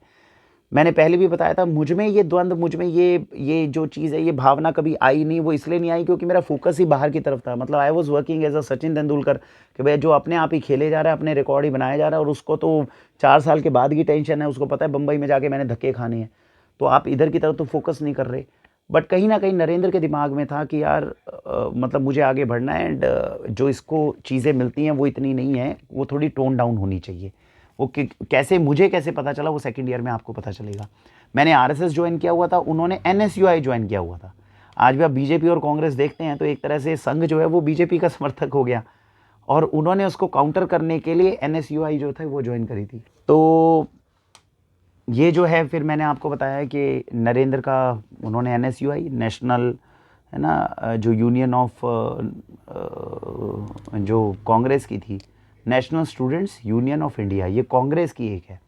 जैसे बीजेपी की एबीवीपी रहती है ना यूनिवर्सिटीज़ के अंदर, तो वहाँ पे तो एबीवीपी थी, बट मैं उसके साथ नहीं जुड़ा हुआ था। मैं डायरेक्ट आरएसएस के साथ जुड़ गया था, मेन स्ट्रीम के साथ में, शाखा लगाना और उस सारे में हम जुड़े हुए थे। अनुसांगिक संगठन के साथ नहीं जुड़े थे, बट उन्होंने एनएसयूआई ज्वाइन कर ली थी। अब मामला ये आया, अब एक तरह से नरेंद्र जो था वो काउंटर की तरह से एक तरह से तर कर रहा था। उसके अंदर भी वही था कि भैया I should be like perceived as a leader in the classroom, जबकि ऐसा था नहीं, बट वो ऐसा महसूस हुआ। तो सेकेंड ईयर में क्या हुआ, एक दिन मैं और मुकुल बैठे थे। मुकुल मतलब मेरा सबसे, मतलब एक ही व्यक्ति है, दोस्त, जिसे आप सच्ची दोस्ती के नाम पे बोलते हैं, कि अगर कोई सच्चा दोस्त अभी तक रहा है। दोस्त मेरे 3 रहे, मतलब हम 3 दोस्त रहे यूनिवर्सिटी में। और आप विश्वास करें तो स्कूल टाइम पे भी मेरे दोस्त नहीं रहे। स्कूल टाइम में देखो, कंपेनियन में एक अलग बात होती है, दोस्त में एक अलग बात होती है। तो जो दोस्ती की परिभाषा है वो मुझे आज तक जीवन के अंदर एक ही व्यक्ति सिखा भी पाया, समझा भी पाया, और वो मुकुल है। तो मुकुल के साथ में मैं रहता था। अभी उसके व्यक्तित्व का भी मैं आपको बताऊंगा, चलो बता ही देता हूँ, अब आई गई है उसके जिक्र। मुकुल से मेरा फर्स्ट ईयर के अंदर जो था वो हुआ, जबकि मेरे रूममेट्स थे हिमांशु और प्रवीण। लेकिन जो एक व्यक्ति था जिसने मेरे अंदर की उस सारी चीज़ों को समझा, जैसे मैंने अभी अशोक अहलावत जी की बात बताई, वैसे मुकुल जुड़ा। और मुकुल दोस्त के अंदर, जब दोस्ती की परिभाषा की बात करते हैं ना, तो दोस्त की एक सबसे खास बात ये होती है, दोस्त आपके अंदर वो सारी चीज़ें देखता है और उन सारी चीज़ों को नोट करता है जिसको दुनिया नहीं देख पाती। क्यों मैं मुकुल को अपना सबसे बेहतरीन दोस्त या सबसे जिगरी दोस्त मानता हूँ, वो इसलिए क्योंकि मेरे अंदर से एक तो निस्वार्थ एक दूसरे के प्रति जो है वो रही। एक दूसरे के प्रति ये नहीं कह सकता, क्योंकि मैं शायद उसके प्रति इतना वफादार और इतना सब कुछ नहीं हूँ। मैं मेरी ज़िंदगी के अंदर, मतलब मैं एक ऐसे दौर से गुजरा हूँ शुरू से लेके बचपन से आज तक, कि मैंने चीज़ें खोते हुए परवाह नहीं करी। शायद कल को मुकुल भी मेरी ज़िंदगी से जाता है तो मैं परवाह नहीं करूँगा। लेकिन मुकुल वॉज अ पर्सन, जो मैं ये कह सकता हूँ आज मेरी ज़िंदगी में मेरी पत्नी के बाद में, इस समय पे मेरी पत्नी और बच्चों के बाद में जो सबसे इम्पोर्टेंट लोगों में से एक है, उसमें से एक वो व्यक्ति बैठ जाता है। और वो इसीलिए बैठ जाता है क्योंकि उस व्यक्ति ने 4 साल, मतलब आप ये सोचिए कि आपकी गर्लफ्रेंड भी अगर होगी ना, तो वो भी आपके बारे में इतना नहीं सोचेगी, इतना नहीं समझेगी जितना वो व्यक्ति मेरे बारे में समझता था, मुझे जानता था। तो इसीलिए कहते हैं वो दोस्ती जो है वो प्यार पे कई बार भारी पड़ जाती है, वो इसीलिए बढ़ जाती है। और मैंने अपनी ज़िंदगी में एक ऐसे दोस्त का साथ जो है वो पाया भी और महसूस भी किया है कि अगर कल को अगर कोई मेरा प्यार भी सामने आता तो इन दोनों के बीच में किसको चुनना है, ये द्वंद्व पैदा कर दे। तो आप सोचिए आज के समय में हमने ऐसी दोस्ती को भी संजोया हुआ है। मुकुल जो था छोटी हाइट का व्यक्ति था, मैं लंबा चौड़ा, वो बेचारा बिल्कुल दुबला सा पतला सा छोटा सा व्यक्ति था। पढ़ने के अंदर फोकस था, ऐसा नहीं है बहुत ज़्यादा इंटेलिजेंट हो, डिसिप्लिन था, अनुशासित था, अच्छे संस्कारों के साथ था, बहुत माइल्ड वॉइस थी, बिल्कुल लड़ाई झगड़े नहीं करता था। मैं व्यक्तित्व के अंदर एक शेर की तरीके से आप मान सकते हैं, सुलझा हुआ तो था, सब कुछ था, अपने काम पे मैं भी फोकस करता था, लेकिन मैं एक शेर की तरीके से रहता था, भैया ना दबना है ना कुछ करना है, अपने राइट्स के लिए खड़ा होना है, अधिकारों के लिए खड़ा होना है, इन सब चीज़ों के लिए था। मुकुल जो व्यक्ति था, he was very wise person, just let it go, आराम से चलो, सुख शांति से चलो, वैसा एक व्यक्ति था। तो ये दोनों के अंदर जो है एक व्यक्तित्व में डिफरेंस है। ही वॉज काम कंपोज्ड, सुलझे हुए व्यक्तियों में से एक था, आराम से बात करता था, बड़े प्यार से बात करता था, आप समझ रहे हैं। और मेरे अंदर एग्रेशन था, मेरे अंदर एक एनर्जी थी, मेरे अंदर एक है ना तेज था, वो चीज़ों का मैटर करता था। तो एक दिन हम दोनों सेकेंड ईयर के अंदर आराम से शाम को, मुझे याद है 9 साढ़े 9 बजे के टाइम, 10 बजे का टाइम होगा, और तब तक मेरे जीवन में मेरे ख्याल से 8-10 गर्लफ्रेंड्स आके जा चुकी थी। यूनिवर्सिटी के अंदर मेरे कोई बहुत ज़्यादा अफेयर्स हुए नहीं थे, बिकॉज यूनिवर्सिटी में क्या होता है, जब इतनी सारी लड़कियां आपके पीछे आ रही हों तो आपको अपना स्टार्टअप मेंटेन करना होता है, आप लड़कियों के साथ में ऐसे घूम नहीं सकते। तो और फिर हिसार के अंदर ऐसा भी नहीं होता कि लड़कियां जो वो सीधा आके आपके मुंह पे आपको प्रपोज कर दें। तो मुझे ये पता था, ये इन्फॉर्मेशन थी कि लड़कियां अपने ग्रुप्स में मेरे बारे में बहुत बात करती थी। I was a person who was like good known to them, but ऐसा नहीं था कि मेरे अफेयर्स चले हों वहाँ पे यूनिवर्सिटी के अंदर। तो एक दिन हम सेकंड ईयर में ऐसे बैठे हुए थे और दोस्त लोगों में पता है आपको बातें होती हैं, तो मुकुल ने मुझे कहा, यार सिंगला, तू यार बहुत अपने आप को ना 30 मार का समझता है, चल मैं तुझे चैलेंज दूँ। हमारी क्लास के अंदर एक लड़की है, लड़की का मैं नाम नहीं लूँगा। अब जो हम आगे बढ़ेंगे, पीछे की तरफ की जो लड़कियाँ उनका नाम ले लेंगे, बचपन से अब तक जो आई है, अब से जो लड़कियाँ आएंगी उनका हम ओरिजिनल नाम नहीं लेंगे। जीवन तो अभी भी है, कभी उनके पास पहुँच गई तो बहुत जूते पड़ेंगे मुझे। तो अगर तू भैया है ना, तुझ में दम है ना, तू सिंगला अगर है तेरे अंदर दम, तो तू भाई इस लड़की को ना प्रपोज कर, इसको मैसेज डाल। अच्छा, मैं भी, वो तो आपको मेरी वीडियो से पता ही चल रहा होगा, हल्का टोरबाजी के अंदर जो था रहते थे। मैंने कहा इसमें क्या बात है यार, आई लव यू बोलना है बोल देंगे। कहता सिंगला तू बोल के दिखा दे, तेरे को मान जाऊंगा। अच्छा, क्लास में क्या था, जब हम क्लास में आगे बैठते थे, लड़कियों के साथ बैठते थे, लड़कियां भी हमें समझती थी, हम भी लड़कियों को समझते थे, ग्रुप ही था, तो वो तो को एजुकेशन में रहता है। तो मैंने उठा के ऐसे मजाक मजाक के अंदर, हमारी यूनिवर्सिटी में उसी क्लासरूम में एक लड़की थी, एंड उनको जो था मैंने मैसेज कर दिया, और मैसेज कर दिया ये आई लव यू वगैरह का। अब जैसे ये मैसेज किया, वहाँ गर्ल्स हॉस्टल के अंदर हाहाकार समझ गया कि भैया वरुण ने एक लड़की को जो है वो मैसेज कर दिया आई लव यू का, ये हो गया वो हो गया। इतना ना तो सोचा था, वो तो ऐसे ही दो लड़कों के बीच में बात हो रही है, उन्होंने टूर के अंदर मैसेज कर दिया, तो क्या हो गया, मैसेज कर दिया। अब हमें कोई इतना सीरियस इशू नहीं लग रहा था, और ऐसा कर दिया। करने के बाद में वहाँ हॉस्टल के अंदर जो है बातचीत चल गई लड़कियों के बीच में, बातचीत चल गई। उनको लगा कि भैया मैसेज आया हुआ है, ये क्या हो रहा है वो क्या हो रहा है। एनीवेज फिर उसमें ये था कि उनकी सहेली का किसी का फ़ोन आया और उसने कहा यार वो बुरा मान रही है कि तुमने इस तरह का मैसेज कर दिया, और ये तो बिल्कुल गलत बात है, ऐसे नहीं करना चाहिए। हमने उसे सॉरी बोल दिया। हमने कहा चलो यार कोई बात नहीं, हॉस्टल में यूनिवर्सिटी में चलता रहता है, कोई किसी को प्रपोज़ कर दे तो उसमें बुरा मानने की क्या बात है, बुरा लगा हो तो हम सॉरी बोल देते हैं। हमने उनको सॉरी का मैसेज कर दिया, बात ख़त्म हो गई। तो ठीक है, अगले दिन भी यूनिवर्सिटी में बस जिस लड़की को प्रपोज़ किया था वो मुझसे थोड़ा दूरी बनाने लग गई भाई, उसको अलग लग रहा था, अजीब लग रहा था, बट कोई बात नहीं, एवरीथिंग गॉट नॉर्मल और हमने सॉरी बोल दिया। चलो भैया यूनिवर्सिटी में चलता रहता है, एक व्यक्ति ने प्रपोज़ किया, दूसरी ने एक्सेप्ट नहीं किया और आपने सॉरी बोल दी, तो हो गया जहाँ तक था। तो इस तरह होके सारा मामला सेटल हो रहा था। सेटल होने के बाद में ये हुआ कि मैं अपने हॉस्टल में 2-3 दिन गुजर गए, 1-2 दिन, और मैं अपने हॉस्टल में मैं और मुकुल जो थे रात को सो रहे थे। तो सोते सोते एकदम महसूस हुआ कि किसी ने हमारी पीठ के ऊपर, मेरी पीठ के ऊपर जो था ऐसे थपथपाया, और जैसे ही मैं उठा तो खींच के पंच मारा मुझे, और देखा तो नरेंद्र और उसके साथ में 4-5 लड़के जो थे वो मेरे रूम के अंदर, हॉस्टल के अंदर घुसे हुए थे। उन पांचों ने मुझे उठा के रूम के बाहर जो बालकनी है उसमें फेंक दिया, और बेल्ट्स निकाली और धनाधन बेल्ट्स बरसाई मेरे ऊपर। कोई बेल्ट मार रहा है, कोई नकल्स मार रहा है, कोई कुछ मार रहा है। पांचों जो थे वो एक ही व्यक्ति के ऊपर चढ़ गए। तो मतलब घातक के अंदर जो सन्नी देओल के साथ में होती है ना, लिटरली वो मतलब फाइट हुई है। अब जब वो छज्जे के अंदर आप गिरे हुए और आप वो 5 हैं और आप उनके साथ फाइट करने की कोशिश कर रहे हो, तो और कुछ समझ में नहीं आ रहा। वहाँ एक छोटी सी ईंट रखी हुई थी, तो वो ईंट मेरे हाथ में आई, तो मैंने ईंट उठाकर एक व्यक्ति को, उनमें से 5 में से एक, अभी ध्यान नहीं, किसी एक को मारी, और उससे वो डर गए जब मेरे हाथ में ईंट आई। तो वो पाँचों जो थे मुझे मारकर भागे। अब जब वो भागे तो अब आपने तो भैया एक शेर को फिर जगा दिया। हाँ भैया, तो मामला हो गया, और कोई क्राइम कोई बहुत बड़ा नहीं था। आपने लड़की को प्रपोज़ किया, लड़की ने पसंद नहीं किया, आपने सॉरी बोल दिया, मुद्दा ख़त्म हो गया भैया। तो अब हम ये सोच के हैरान है कि भैया इसमें नरेंद्र को क्या दिक्कत है यार, नरेंद्र क्यों लड़ाई करना चाह रहा है इसके अंदर।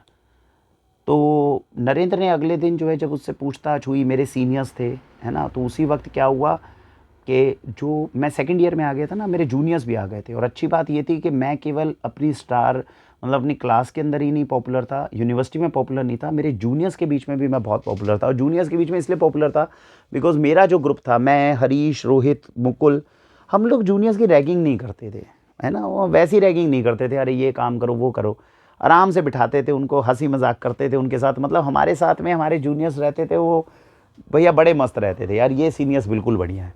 तो इसे जूनियर्स के बीच में भी हमारी जो थी वो बहुत अच्छी वो थी।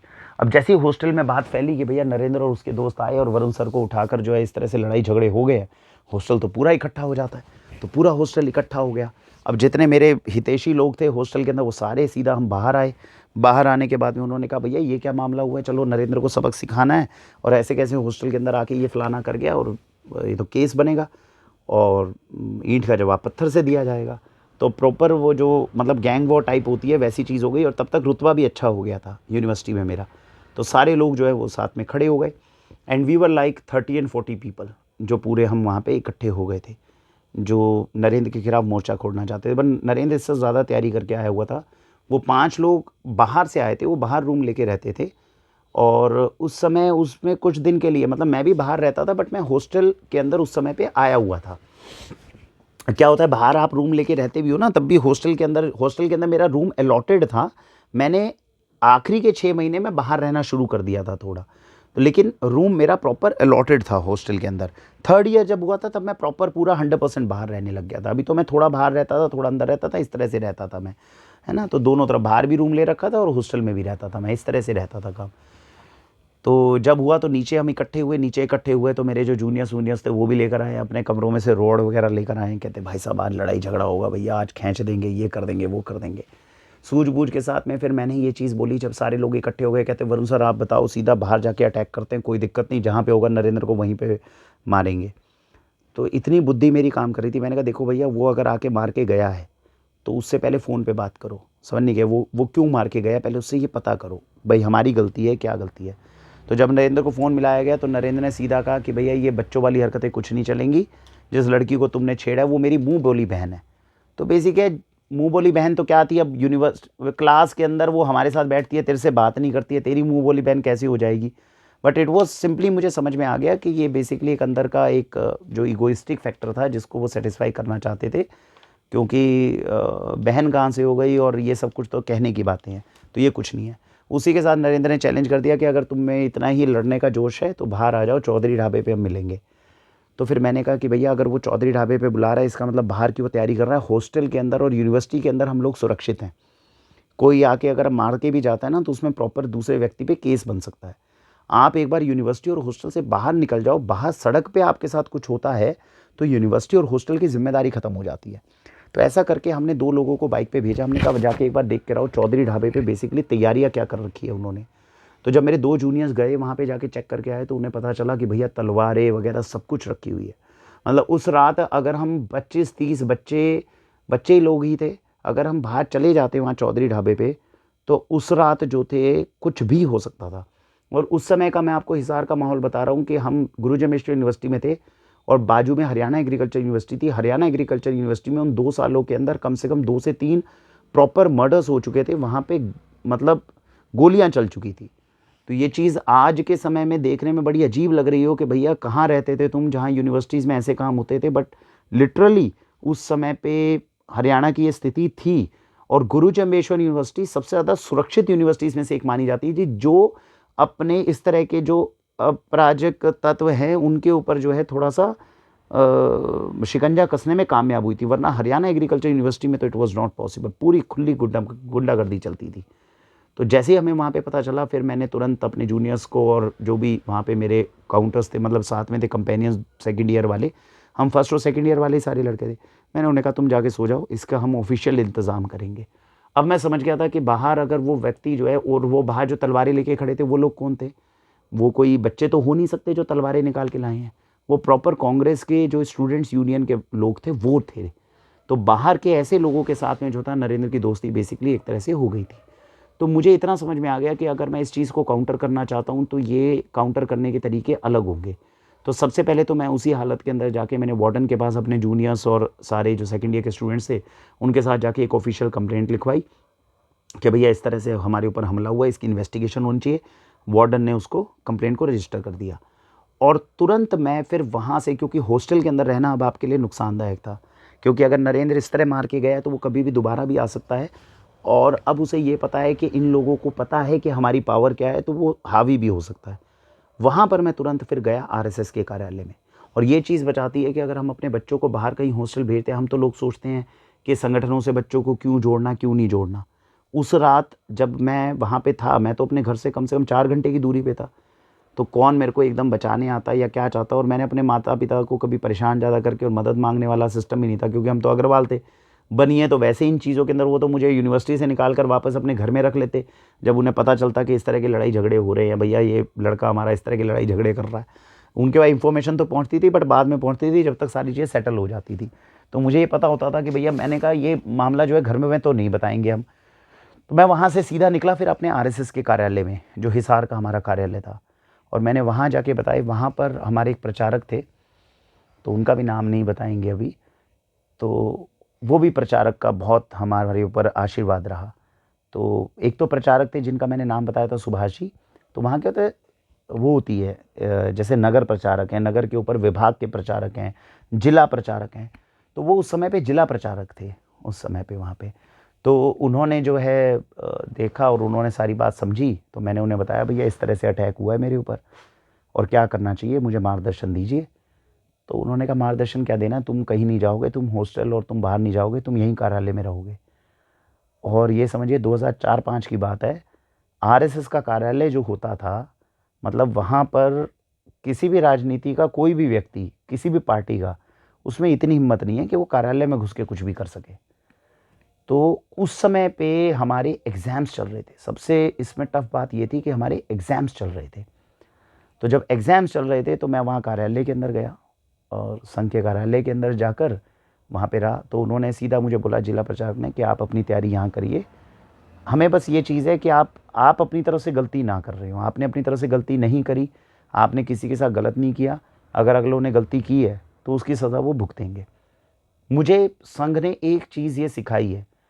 नॉर्मली हम अपने बच्चों को सिखाते हैं लड़ाई झगड़ा करना गलत है, नॉर्मली उन्हें सिखाते हैं कि भैया प्यार मोहब्बत से रहो। संघ ने ना तो मुझे कभी ऐसा सिखाया, ना मुझे लगता है संघ की ऐसी विचारधारा है। संघ कहता है, भैया तुम्हें लड़ाई झगड़े हर चीज़ के लिए तैयार रहो, सिर्फ एक चीज़ का ध्यान रखो कि तुम धर्म का पालन कर रहे हो कि नहीं। अगर तुम्हारे साथ धर्म है तो फिर तुम लड़ो, तुम हर तरह की लड़ाई लड़ो, हम तुम्हारे साथ खड़े हैं। ये चीज़ मुझे संघ ने उस समय सिखाई। तो जो जिला प्रचारक जी थे उन्होंने कहा तुम अपने पेपर की यहीं तैयारी करो। मैंने कहा सर मैं एग्ज़ाम देने जाऊँगा, और बीच में उन्होंने हमला कर दिया कुछ है। कहते कोई कुछ नहीं कर पाएगा, तुम्हारे एग्ज़ाम दिलवाने की तैयारी हम करवाएंगे। तो मैंने वहाँ पे जाके खैर अपना जो था थोड़ा बहुत कपड़े लेकर मैं कार्यालय पे शिफ्ट हो गया, वहीं पे बैठ के अपने एग्ज़ाम की तैयारी करने लगा और एग्ज़ाम देने जाना था। तो एक एग्ज़ाम अगले दिन देकर आए और मुझे में गुस्सा था। वो गुस्सा तो है ही, एक तो जवान खून है, ऊपर से इस तरह का मामला है। तो उसको समझते हुए अब संघ के अंदर क्या है, बहुत सारी चीज़ें हैं जो इधर उधर से होती है, आप समझ रहे। तो उसमें क्या है, वहीं पे एक मित्र थे कार्यालय के अंदर आए, कार्यालय में अपने संगठन के ही मित्र थे, और वो एक व्यक्ति को लेकर आए। उन्होंने कहा वरुण इस व्यक्ति से मिलो। तो मैं उनके साथ बैठा, तो उसने व्यक्ति ने पूछा कि भैया बताओ क्या मामला है। मैंने उन्हें बताया। वो व्यक्ति जेल से आया हुआ था, जिसके साथ में मैं बैठा था। वो व्यक्ति जो था वो जेल से आया हुआ था, और जेल से 2 मर्डर करने की सज़ा मिली हुई थी, और जेल से बेल पे आया था। तो उस व्यक्ति ने जब केस सुना, तो जो मेरे को जो इंट्रोड्यूस करवा रहे थे, संगठन के एक व्यक्ति थे, प्रचारक वगैरह नहीं थे, संगठन के एक दूसरे व्यक्ति थे, तो वो उसको लेकर आए थे मेरे पास। कहते भैया तुम कहो तो ये 2 मर्डर कर चुका है, कहे तो तीसरा और करवा देते हैं, इससे कोई दिक्कत नहीं है। तो मैंने कहा भाई नहीं भैया, मर्डर वर्डर नहीं करवाना, ये क्या चीज़ उल्टी सीधी करवा रहे हो तुम, सुख शांति कुछ थोड़ा बहुत करो कि उसको अपनी गलती की सज़ा जो है महसूस हो जाए। तो जो सामने वाला व्यक्ति था जो जेल से आया था, वो कहता भैया मैं 2 के अंदर अभी छूट के आया हूँ, तुम मुझसे साला 1 और करवा लोगे, मैं 3 के अंदर दोबारा चला जाऊँगा, मुझे कभी घर में रहने दोगे या तुम केवल जेल में ही रखोगे। तो उस समय पे मुझे ये लग रहा था यार, ये मतलब ये दुनिया आसपास की कैसी है यार, मतलब हम लोग बड़े हो गए सच में। मतलब कहाँ तो हम 12वीं के बच्चे थे, और अब हम यूनिवर्सिटी में जा रहे हैं, तो हम ऐसे लोगों के साथ में उठ रहे हैं, बैठ रहे हैं जिन्होंने प्रॉपर मर्डर किए हुए हैं, जो जेल से आ रहे हैं, और ये सब मतलब ये हो क्या रहा है आपके आसपास। आप समझिए पैराडाइम शिफ्ट क्या होता है जीवन में, वो ऐसी चीज़ आती है। तो फिर ऐसे व्यक्तियों को फिर आगे जाके क्या डर लगेगा, जब आप आसपास देख रहे हो स्टूडेंट्स जो हैं तलवारें निकाल रहे हैं, कोई बेल्टों से मार रहा है, किसी को कुछ मार रहा है। तो भैया जैसा माहौल होता है वैसे लोग हो जाते हैं, माहौल का फ़र्क पड़ता है। तो फिर उन्होंने बोला कि भैया फिर तो उनको बताया गया कि ठीक है, तो तुम उन्होंने कहा ठीक है भैया ये देख ले, ये तो सब कुछ कर सकता है, जो तू कहेगा वही कर देगा, ये अपना ही दोस्त है। और तो उसने ये बोला कि ठीक है तुम कहोगे तो मतलब ख़त्म कर देंगे बंदे को, ऐसी कोई दिक्कत नहीं है, लेकिन साला कहीं पे नाम नहीं आना चाहिए मेरा। पता चला कल को केस में कोई नाम नूम आ रहा है, तुम मेरा नाम ले दो, ऐसा बंदा नहीं चाहिए मुझे। तो वो दूसरे जो तीसरे व्यक्ति संगठन ने, उसने कहा भाई चिंता मत करो, लड़का कुछ नहीं बोलेगा, ख़त्म कर दो बंदे को। मैंने कहा भाई नहीं नहीं ऐसा कुछ नहीं करना मेरे भाई। मैंने उसको बोला देख भाई, अगर तू उसकी हड्डी वड्डी तोड़ सकता हो थोड़ी बहुत, उतनी बहुत है, इससे ज़्यादा चीज़ नहीं चाहिए। तो उसने कहा, जो आया था बंदा, उसने कहा देख भैया ऐसा है, मारते हुए मैं ये नहीं सोचता कि सामने वाला कितना मर रहा है तो मर गया, बच गया तो बच गया। तो मैंने कहा ऐसा भाई, मैंने कहा इतना खतरनाक है तो तू भैया रहने दे, हमें इतना सारा कुछ नहीं चाहिए, तू आराम से अपने घर जा, मैं अपने घर जाता हूँ। तो उनको खैर हमने वापस भेज दिया। तो साथ में संगठन वाले व्यक्ति आए, तो कहते यार वरुण तू डरता बहुत है यार। कहते ये तो चलता रहता है हिसार में, कौन सी बड़ी बात है, ये तो सब चलती रहती है चीज़ें। मतलब मिर्ज़ापुर वाली मामला बता रहा हूँ मैं, इस तरह की चीज़ें चलती थी। वो बहुत लोगों को भी लगता है ये तो फिल्मी चीज़ें हैं, एक्चुअल किसी टाइम पे ये हमारे देश के अंदर ये हकीकत थी जो ओरिजिनलिटी में हो रही थी। तो फिर जब वो हो गया, तो इतने में जो मामला था, माता पिता से हमारी भी बात होती थी। तो अब बात करते करते माँ बाप, माता तो समझ जाती है, माँ तो समझ जाती है कि बच्चे के साथ में कुछ ऐसी चीज़ें हो रही हैं, कुछ हो रहा है। वो रात को बात बूत करती थी, तो मैं थोड़ा फ्रस्ट्रेशन में होता था, क्योंकि मैं अंदर गुस्सा था कि भैया वो मार के चला गया, नरेंद्र फलाना हो गया। तो जब ऐसा हुआ तो माँ को 1-2 दिन से लग तो रहा था, बट मैं कुछ बता नहीं रहा था। इतने में क्या हुआ, मैं अगले दिन जब यूनिवर्सिटी के लिए सुबह गया, तो मेरी माँ का दोबारा मेरे पास में फ़ोन आया। सुबह का समय था, 8-9 बजे का। 2 दिन से तो बातचीत चली रही थी रात की, और मैं इस तरह कार्यालय में रह रहा था। तो मैं अपना एग्ज़ाम देने के लिए गया, एग्ज़ाम दे के जैसे आया तो मेरी माँ का दोबारा फ़ोन आ गया। तो वो कहती कि नहीं तू कुछ परेशान है, तू बता मुझे क्या है। और ऐसे में मुझे गुस्सा आ गया, फ्रस्ट्रेशन हो गया। तो मैंने कहा कि भैया तुम ज़िंदगी भर बस मुझसे यही पूछते रहना कि परेशान है, परेशान है। परेशानी अगर बता दूंगा तो क्या कर सकते हो तुम? कुछ है नहीं तुम्हारे बस का। तुमने शुरू से हमेशा दब्बू बना के रखा हमें। आज जो है सामने वाले जो बंदे हैं वो हमें पीट के चले गए, हम उसे जवाब नहीं दे पा रहे हैं।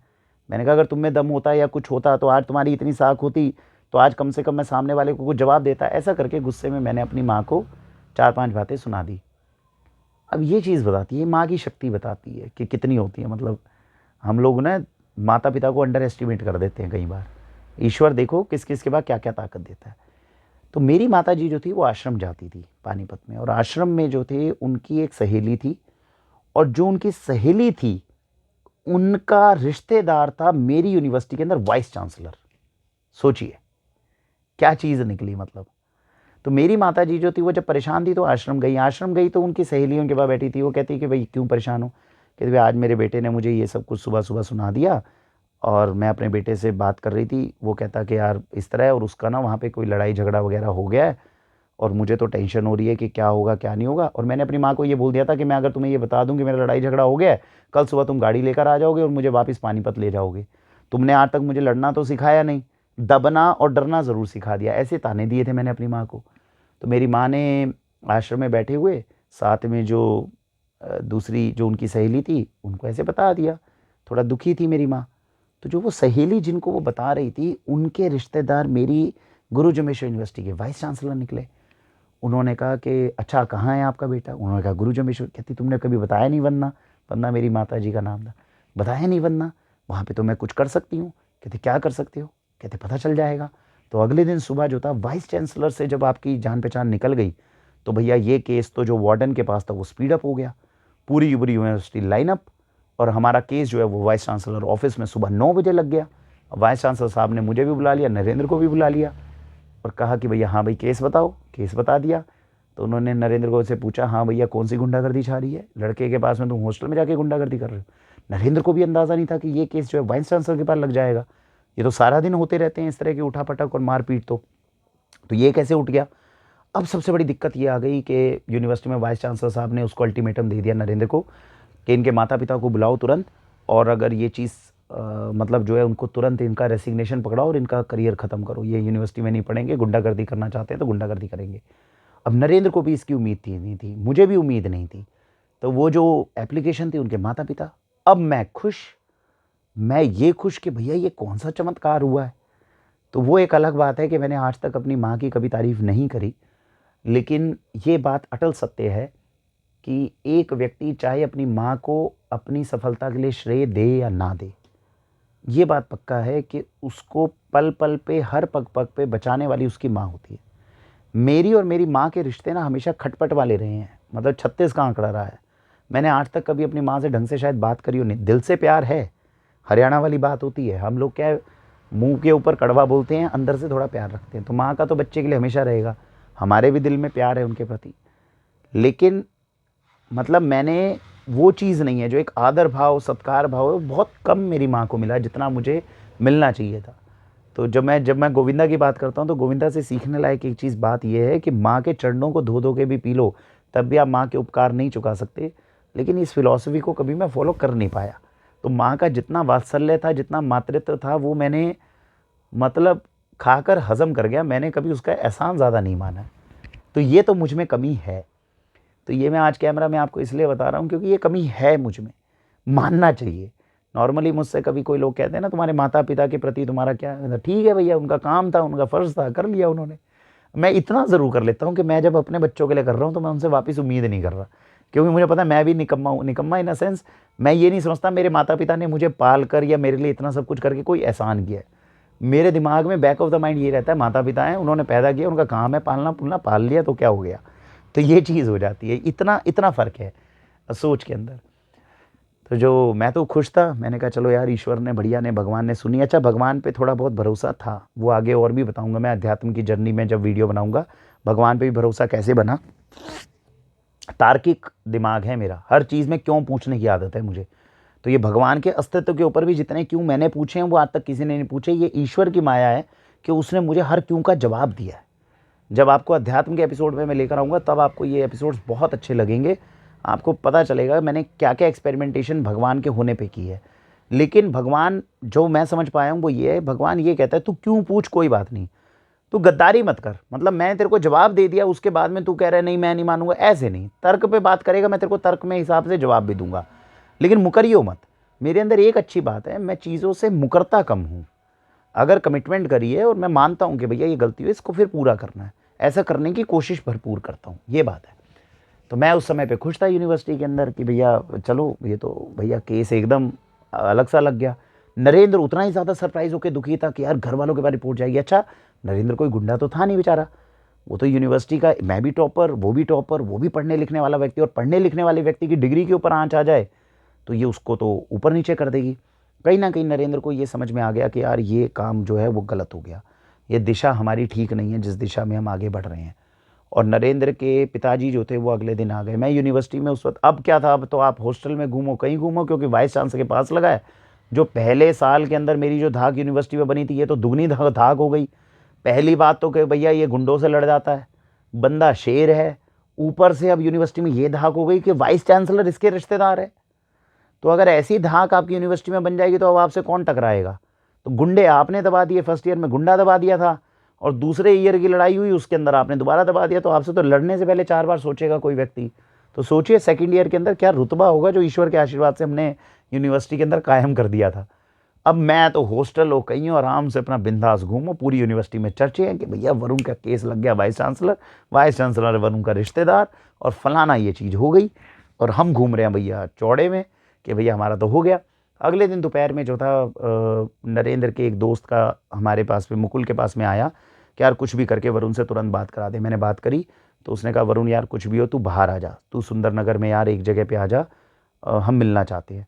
तो मैंने कहा भैया मैं कैसे अननोन जगह पे जाऊंगा, बाहर जाऊंगा, तुम लोग करोगे, तुम्हें जो बात करनी है हॉस्टल में कर लो। तो उसने फिर कहा कि नहीं यार देख, नरेंद्र के पिताजी आए हुए हैं, तेरे से एक बार मिलना चाहते हैं, तू प्लीज़ एक बार आ जा। तो मैंने कहा मैं कैसे विश्वास करूं। उन्होंने पिताजी को फ़ोन पढ़ाया, पिताजी ने कहा बेटा हम तुम्हारे हाथ जोड़ते हैं, नरेंद्र के पिताजी ने, एक बार बेटा मिलने के लिए आ जाओ। जब मुझे ऐसा लगा तो ठीक है, फिर मैं अपने 1-2 दोस्तों को लेके जो जगह उन्होंने बताई थी वहीं सुंदर नगर में वहाँ पहुँचा। जब मैं ऊपर पहुँचा तो काफ़ी गाँव के ताऊ जो होते हैं प्रॉपर, पगड़ी लुंगी वगैरह पहन के ऐसे वो लोग आए हुए थे। तो मैं वहाँ गया तो अब बुज़ुर्ग है, संस्कार तो है ही, तो चाहे नरेंद्र के पिताजी हैं चाहे किसी के हैं, पैर छूने थे, हमने पैर छू के आशीर्वाद लिया। तो जब लिया तो उनके पिताजी ने मतलब लिटरली हाथ जोड़कर जैसे जोड़ने लगे, और उन्होंने कहा बेटा तुमसे हम अपने बच्चे के करियर की जो है वो मतलब दरख्वास्त करते हैं, तुम इसे प्लीज़ माफ़ कर दो, नहीं तो इसका करियर ख़राब हो जाएगा। अब इतना ही कहना बहुत था। कोई बुज़ुर्ग व्यक्ति अगर आपको इतनी सी चीज़ कहने की कोशिश भी करे तो एक अच्छा समझदार व्यक्ति ये समझ जाता है। तो इतनी समझदारी ईश्वर के आशीर्वाद से थी, तो मैंने उनके तुरंत हाथ पकड़ लिया और मैंने कहा बाबूजी आप शर्मिंदा कर रहे हैं, मैं बस आपसे एक निवेदन करता हूँ, आप नरेंद्र को ये बोल दीजिए कि आज के बाद में मुझसे किसी भी तरह का कोई संपर्क ना रखे, बाकी कोई बात नहीं। और वाइस चांसलर साहब को आप बोल दीजिए, देखिए मैं तो केस वापस ले नहीं सकता, वाइस चांसलर साहब से बोल लीजिए, उनसे रिक्वेस्ट कर लीजिए, अगर वो इनको फ्री करना चाहते हैं तो मेरे को कोई आपत्ति नहीं है। फिर उन्होंने जाके वाइस चांसलर साहब से अगले दिन सुबह रिक्वेस्ट करी, उन्होंने हमें बुलाया, उन्होंने कहा वरुण ये जो केस तुम्हारे खिलाफ हुआ है इसके अंदर ये रिक्वेस्ट कर रहे हैं कि भैया इनको मतलब छोड़ दिया जाए, कोई दिक्कत नहीं है, तो तुम्हें कोई आपत्ति तो नहीं है अगर इन्हें रिलीज़ कर दिया जाए। तो मैंने उन्हें भी यही कहा, मैंने कहा सर बस यही रिक्वेस्ट है कि आज के बाद नरेंद्र हमसे किसी भी तरह का कोई रिश्ता ना रखे, ये अपने रास्ते में अच्छा पढ़ाई करे, हमें क्या दिक्कत है। तो ऐसा करने के बाद में वो केस सॉल्व हो गया। और फिर नरेंद्र गले मिले हमारे, नरेंद्र एक बार गले मिले, उसने हमें थैंक यू बोला, और ये एक अच्छा फ़ैसला था जिसके ऊपर मुझे भी गर्व है, और कहीं ना कहीं नरेंद्र को भी शुक्रिया जो था उसके मन के अंदर था, और ये चीज़ उसने बहुत सीरियसली ली। उसके बाद में वो कभी इस तरह के संगठनों की चीज़ों में नहीं पड़ा, उसने अपने करियर में फ़ोकस भी बनाया। मुझे खुशी हुई यूनिवर्सिटी के बाद में, जब मैं तो ये 7-8 हज़ार की 12-15 हज़ार की जब नौकरी करता था, मैं जीएसके और ये जो कंपनीज़ थी मार्केटिंग कंपनीज़, उनको मैंने ज्वाइन कर लिया था, फार्मा कंपनीज़ को। तो नरेंद्र ने अपना एक कोचिंग इंस्टीट्यूट खोला था, इनफैक्ट वो एक कोचिंग इंस्टीट्यूट का हेड भी बना था। तो ये चीज़ हमें गर्व महसूस कराती है कि अगर सामने वाला व्यक्ति अपनी गलती को रियलाइज़ कर रहा हो, तो ये हमें अपने बच्चों को सिखाना चाहिए कि क्षमा दान जो है वो बहुत बड़ा दान है। क्षमा कर देनी चाहिए, और इस बात के लिए क्षमा कर देनी चाहिए कि हम में से कोई भी व्यक्ति बुरा नहीं होता, सर्कमस्टेंसेस ऐसे होते हैं, कुछ परिस्थितियाँ ऐसी हो जाती हैं, है ना, जिससे वो हो जाता है। तो अगर व्यक्ति सामने वाला उस चीज़ को समझ रहा है तो तुरंत क्षमा करने की भी हमारे अंदर काबिलियत होनी चाहिए। तो अच्छा है, आज जब घूम के पीछे वो टाइम देखता हूँ तो अच्छा लगता है कि खुद की आंखों के अंदर जो है शर्मिंदगी महसूस नहीं होती। अच्छा डिसीज़न लिया गया, और उसको नरेंद्र ने और उनके पिताजी ने बहुत अच्छे तरीके से निभाया भी। तो ये देखिए फर्स्ट ईयर और सेकंड ईयर का जो है वो जो इंसिडेंट था जो मैं आपको बताना चाहता था वो मैंने आपको बताया। तो उम्मीद है आपको अच्छा लगा होगा। तो फर्स्ट ईयर में भी फ़ाइट हुई थी, सेकंड ईयर में भी फ़ाइट हुई थी, और दूसरे साल के अंदर जब आपकी फ़ाइट हो गई थी, इनफैक्ट मैं इसमें आपको बताऊं, इसमें एक पॉइंट रह गया। जब नरेंद्र से मेरी लड़ाई हुई थी, एक तो आरएसएस के कार्यालय के अंदर ऑफ़र आया था कि भाई हम क्या कर सकते हैं सामने वाले व्यक्ति का, वो ज़्यादा ही एक्सट्रीम पे जा रहा था। आपको याद होगा फर्स्ट ईयर के अंदर जिससे मेरी लड़ाई हुई थी वो कौन था? गॉड था। तो जब गॉड को भी हमने इसी तरीके से फर्स्ट ईयर के अंदर जब क्षमा कर दिया था कि ठीक है यार हम FIR नहीं करेंगे, वार्डन से कंप्लेंट वापस ले ली थी, तो उसका गॉड भी मेरा बहुत अच्छा दोस्त बन गया था। तो एक अच्छी बात मैं आपको बताता हूँ, आज तक मेरी ज़िंदगी के अंदर मेरे हज़ारों लोग रहे हैं जो मेरी पीठ पीछे मुझसे जलते रहे हैं। ये फैक्ट है, ये मेरी कुंडली में लिखी हुई है। आप समझ रहे हैं? ये तो मुझे हज़ारों जोशी भी बता चुके हैं और मैं खुद भी जानता हूँ। बहुत लोग मेरी सफलता से जलते थे, वो चाहते थे कि भैया इसको पीछे खींचा जाए। बहुत लोगों ने, मेरे खुद के परिवार वालों ने काफ़ी ऐसी चीज़ें मेरे ऊपर नकारात्मक नेगेटिव एनर्जीज़ के माध्यम से की है जिससे मेरी ग्रोथ को रोका जा सके। लेकिन वैसे आप लोगों को बता रहा हूँ कि मेरी कुंडली के अंदर जो मेरे इष्ट देव हैं वो सूर्य देव हैं। मतलब मुझे जो आगे चलाते हैं वो सूर्य चलाते हैं। तो कितना भी आपके आगे अंधेरा आ जाए, अगर आप अपने मन से सच्चे हो, आप ईश्वर का ध्यान कर रहे हो, तो आपको रोकना तकरीबन नामुमकिन है। तो मैं उन लोगों में से एक हूँ जिसके खिलाफ उसको रोकने के लिए हज़ारों षड्यंत्र बिना मुझे बताए, बिना मुझे पता लगे, हज़ारों षड्यंत्र मेरे आसपास होते हैं जिनका मुझे आभास भी नहीं होता, जिससे मुझे नहीं पता चलता, बट ये एक्चुअली दिन रात मेरे आसपास चलते हैं जिससे मेरी ग्रोथ को रोका जा सके। क्योंकि मैं अपनी मस्ती में मस्त रहता हूँ, अपने काम पे फोकस रहता हूँ, अपनी चीज़ों को करता हूँ, प्रभु का नाम ध्यान करता रहता हूँ, इसीलिए मुझे रोक नहीं पाया आज तक कोई। तो शत्रुहंता योग जो है वो ऑटोमेटिक बनता है। तो शत्रु आते हैं, षड्यंत्र करते हैं, वो अपने षड्यंत्र में खुद ही फंसते हैं और बाहर हो जाते हैं। मुझे रोकना या मुझे गिराना जो है अभी तक 38 साल के अंदर तो पॉसिबल नहीं हो पाया। मेरा एक भी सिंगल, आज तक के दुश्मन बहुत हुए, एक भी सिंगल दुश्मन नहीं है जो आज तक एग्जिस्ट करता हो। या तो वो लड़कर मुझसे हार चुका है, टूट चुका है और मेरे रास्ते में इसलिए नहीं आता क्योंकि उसे डर है कि अगर दोबारा आऊँगा तो मैं दिक्कत में आऊँगा। नहीं तो 90% केसेस में मुझसे जो हारा है उसकी तरफ मैंने दोस्ती का हाथ बढ़ाया और वो मेरा दोस्त बन गया है।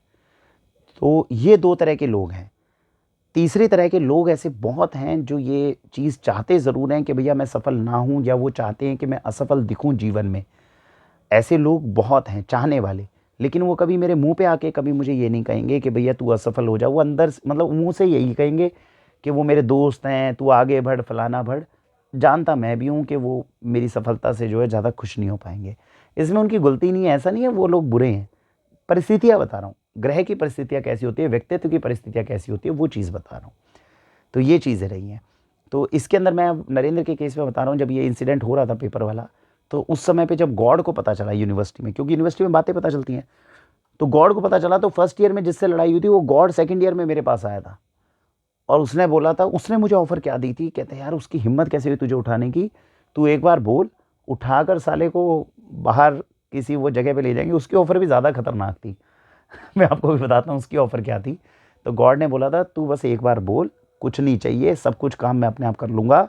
इसको नरेंद्र को उठाते हैं, उठाकर दूसरी कॉलोनी के अंदर घर है, कहता है इतनी अंदर की कोठरी है, उठा के अंदर डाल दूंगा ना तो 7 दिन तक साले की आवाज़ वगैरह कुछ नहीं निकलेंगी, अंदर दबा रहेगा और पूरा बढ़िया किडनैप कर लेते हैं।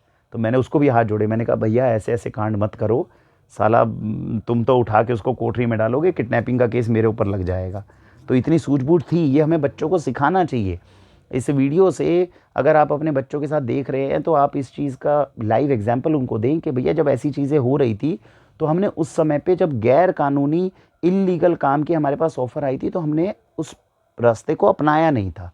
ऐसे केस में बच्चे भटक जाते हैं और गुस्से के अंदर गैर कानूनी काम करने बैठ जाते हैं। तो ये दोनों ऑफर्स जो थी, एक गॉड की तरफ से आई थी और एक उस व्यक्ति की तरफ से आई थी जो जेल से अभी तुरंत आया था। तो ऐसे हज़ारों लोग हमारे आसपास हो सकते हैं, बट आप अपने बदले को लेने के लिए गलत काम मत करो।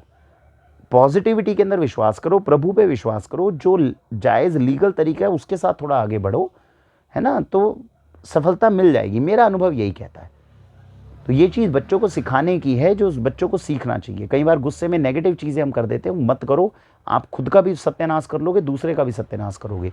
नेगेटिव तरीके पे, नेगेटिव रास्ते पे चलने वाले व्यक्ति की सबसे बड़ी दिक्कत ये होती है, वो दूसरे के लिए गड्ढा खोदता है, खुद के लिए भी खोदता है। तो दूसरे को अगर वो गिरा भी देगा तो खुद भी गिरेगा उसके अंदर। ये बहुत ध्यान रखने वाली बात है। इसके लाइव एग्जाम्पल मैंने दिया। और अगर इन दोनों में से कोई ऑप्शन उस समय पर मैं उठा लेता गुस्से में, नरेंद्र को मारने के चक्कर में खुद गैर कानूनी काम करता, तो भैया आज आपके सामने शायद नहीं बैठा होता, मैं भी किसी जेल में बैठा होता। क्योंकि वो बच्चे गलतियां ये कर जाते हैं। और जो लोग सलाह दे रहे थे वो तो मेरे सीनियर ही थे, वो तो पता नहीं ऐसी गलतियाँ कर चुके होंगे, पता नहीं कहाँ होंगे कहाँ नहीं होंगे। एनीवेज, तो ये चीज़ें हैं, है ना। तो ये 2 साल का मैंने आपको जो है एपिसोड बताया, उम्मीद है ये आपको इंटरेस्टिंग लगा होगा। शेयर कीजिएगा अगर कुछ कमेंट्स के अंदर आपको लगेगा तो। और आगे की जो चीज़ें हैं वो बड़ी सोच समझ के बतानी पड़ती है, क्योंकि कैमरा पे बतानी है ना। एक्चुअली मैं आपको बताऊं, मैं ये सोच रहा था, मेरे को एक्चुअली ना एक डर रहता है। डर ये रहता है, दिल की बात बता रहा हूँ।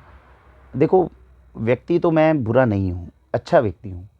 और जब मैं राजीव दीक्षित जी के बारे में देखता हूँ, स्वामी विवेकानंद जी के बारे में देखता हूँ, मेरे को ये लगता है कि देखो, दो दिशा होती है, या तो आप अच्छाई के रास्ते पे आगे बढ़ोगे या बुराई के रास्ते पे आगे बढ़ोगे। अब मैं अच्छाई के रास्ते पे आगे बढ़ रहा हूँ तो दिन पे दिन या तो अच्छा होऊंगा या दिन पे दिन बुरा बनता। मेरे दिमाग में ना एक एक एक मिसकंसेप्शन कह सकते हैं, एक मिथ कह सकते हैं, एक डर अजीब सा है। वो ये है, मेरा ऐसा मानना है, जो अच्छे लोग होते हैं ना वो ज़्यादा दिन तक ज़िंदा नहीं रहते, वो जल्दी निकल जाते हैं। मतलब मैं हो सकता है गलत तो हूँ, ऐसा तो नहीं है हर बार ऐसा होता हो, लेकिन ऐसा ही मुझे थोड़ा सा लगता है। मैं राजीव दीक्षित जी को देखता हूँ, स्वामी विवेकानंद को देखता हूँ, है ना। जो अपने कौन है, शंकराचार्य जी हैं, आचार्य शंकराचार्य हैं, ये सब लोग बड़े विद्वान हुए, अच्छे मार्ग का इन्होंने अनुसरण करा, समाज के लिए कुछ अच्छा करना चाह रहे थे। हमारे राष्ट्रीय स्वयंसेवक संघ के जो संस्थापक हैं डॉक्टर हेडगेवार हैं, इन सब की उम्र अगर आप देखोगे ना, इन्होंने 40 को क्रॉस नहीं किया, और मेरी चल रही है अभी 38। तो मुझे ये लगता है कि यार, मतलब ये जो एज है ना, ये 40 ईयर्स वाली जो है, ये मेरे दिमाग में एक अजीब सा भ्रम पैदा करती है। मुझे लगता है यार मैं 40 पार नहीं कर पाऊंगा। और यही एक एक्चुअली ये बायोग्राफी, ऑटोबायोग्राफी बनाने का जो मेरा मकसद है, क्योंकि मैं इसको, आपने देखा होगा, मैं इसे प्रमोट भी नहीं करता। ये बस मैंने इसीलिए अपने चैनल पर डाली है कि जो व्यक्ति बहुत ही कोर फैन होगा ना वाक्षी का या हमारा, वो शायद इस वीडियो को देख रहा होगा। जो कोर फैन होगा, जिसने आज तक हमारी वीडियोस देखी होगी, उसको लगता होगा यार इसकी वीडियो में से कुछ ना कुछ सीखने को मिलता है, वो देख रहा होगा। इसको मैं अपने चैनल पे बस डले रहना देना चाहता हूँ। मैं चाहता हूँ जो व्यक्ति सच में उसको लगता है पूरी चीज़ मेरे आसपास बैठ के, क्योंकि पिछले 6 साल में मैंने देखा है 5-6 लोग ही सही, बट जो लोग मुझसे मिलते हैं ना, वो दिल से, मतलब एक अजीब से, जैसे मैं राजीव दीक्षित जी से प्रभावित होता हूँ, ऐसा मुझे लगता है 6-7 लोग हैं। हालांकि मुझ में ऐसा कुछ है नहीं ढंग का, बट वो 6-7 लोग मुझसे वैसे प्रभावित होते हैं। मैंने उनकी आंखों में वैसी चीज़ समझी है। तो फिर उनके लिए मेरे को लगता है कि यार ऐसी ऑटोबायोग्राफी एक बना के चैनल पे पड़ी होनी चाहिए। क्या पता किसी व्यक्ति को इसमें से कुछ अच्छा सीखने को मिले और उसके जीवन के अंदर इसका लाभ हो जाए। तो बस इसीलिए मैं ये ऑटोबायोग्राफी बनाने का अच्छा मन भी था, बचपन से लिखता ही आ रहा हूँ मैं। पहले मैं जब 7th में भी था ना, तब भी डायरी के अंदर अपनी वो ऑटोबायोग्राफी, अपने विचार लिखता था, और जब मैं खुद उसे पढ़ता था मुझे बड़ा रोमांच आता था, मज़ा आता था। तो ये भी एक रीज़न है। मैं चाहता हूँ कि ये वीडियो पड़ी रहे। कभी बूढ़े हो जाएंगे, अगर ज़िंदा रह गए तो बूढ़े हो जाएंगे तो देखा करेंगे, अरे यार कैसी कैसी चीज़ें करिए। मैं जो करता था यूनिवर्सिटी के अंदर, जो करता था उसकी रिकॉर्डिंग करता था, वो आज देखता हूँ तो कितनी खुशी होती है। ऐसे ही ये पागलपन जो है, मैं चाहता हूँ मेरे चैनल के ऊपर रखा रहे। कभी बूढ़ा हूँ तो अपनी वीडियोज़ को तब जाके देखूँगा, अभी तो देखने का मन नहीं करता। अभी तो मैं अपनी वीडियोज़ खुद चलाता हूँ तो कहते कितना बोलेगा यार ये बंदा, आधा 1 घंटे तक कौन सुनेगा इसको। लेकिन ऐसे लोग हैं देश में पागल, जो मेरी वीडियो 1-1 घंटे तक देख लेते हैं। मैं तो उनसे मिलके हैरानी होती है। मैं तो खुद पूछता हूँ, मैंने कहा तुमने देख ली 1 घंटे तक, कोटि कोटि नमन है तुम्हें, तुमने मेरी पूरी वीडियो देख ली। मेरे अंदर खुद ही हिम्मत नहीं है, मेरे घर वालों में हिम्मत नहीं है। कभी कभी मैं जब आप लोगों के स्टेटस पे लगाने के लिए रिकॉर्डिंग शुरू कर देता हूँ और मेरे घर वाले बैठे होते हैं, तो वो कहते हैं इसकी आवाज़ कम करो, कितना बोलोगे, तुम्हारी भी आवाज़ सुनो, इसकी भी आवाज़ सुनो, बोलते रहते हो सारा दिन। तो मैं कोटि कोटि नमन करता हूँ उन लोगों को जिन्होंने अभी तक जो ये वीडियो देख रहे होंगे। काफ़ी टाइम हो गया इस वीडियो को। तो लेकिन देखूंगा, मैं अपनी वीडियोस देखूंगा, और बुढ़ापे में जाके बिल्कुल आराम से, जब कोई काम नहीं होगा, अपनी वीडियोस को देखूंगा। तो ऐसा मेरी उम्मीद है। चलिए, अच्छा लगा, उम्मीद है इसमें से कुछ सीखने को अपने को मिला होगा।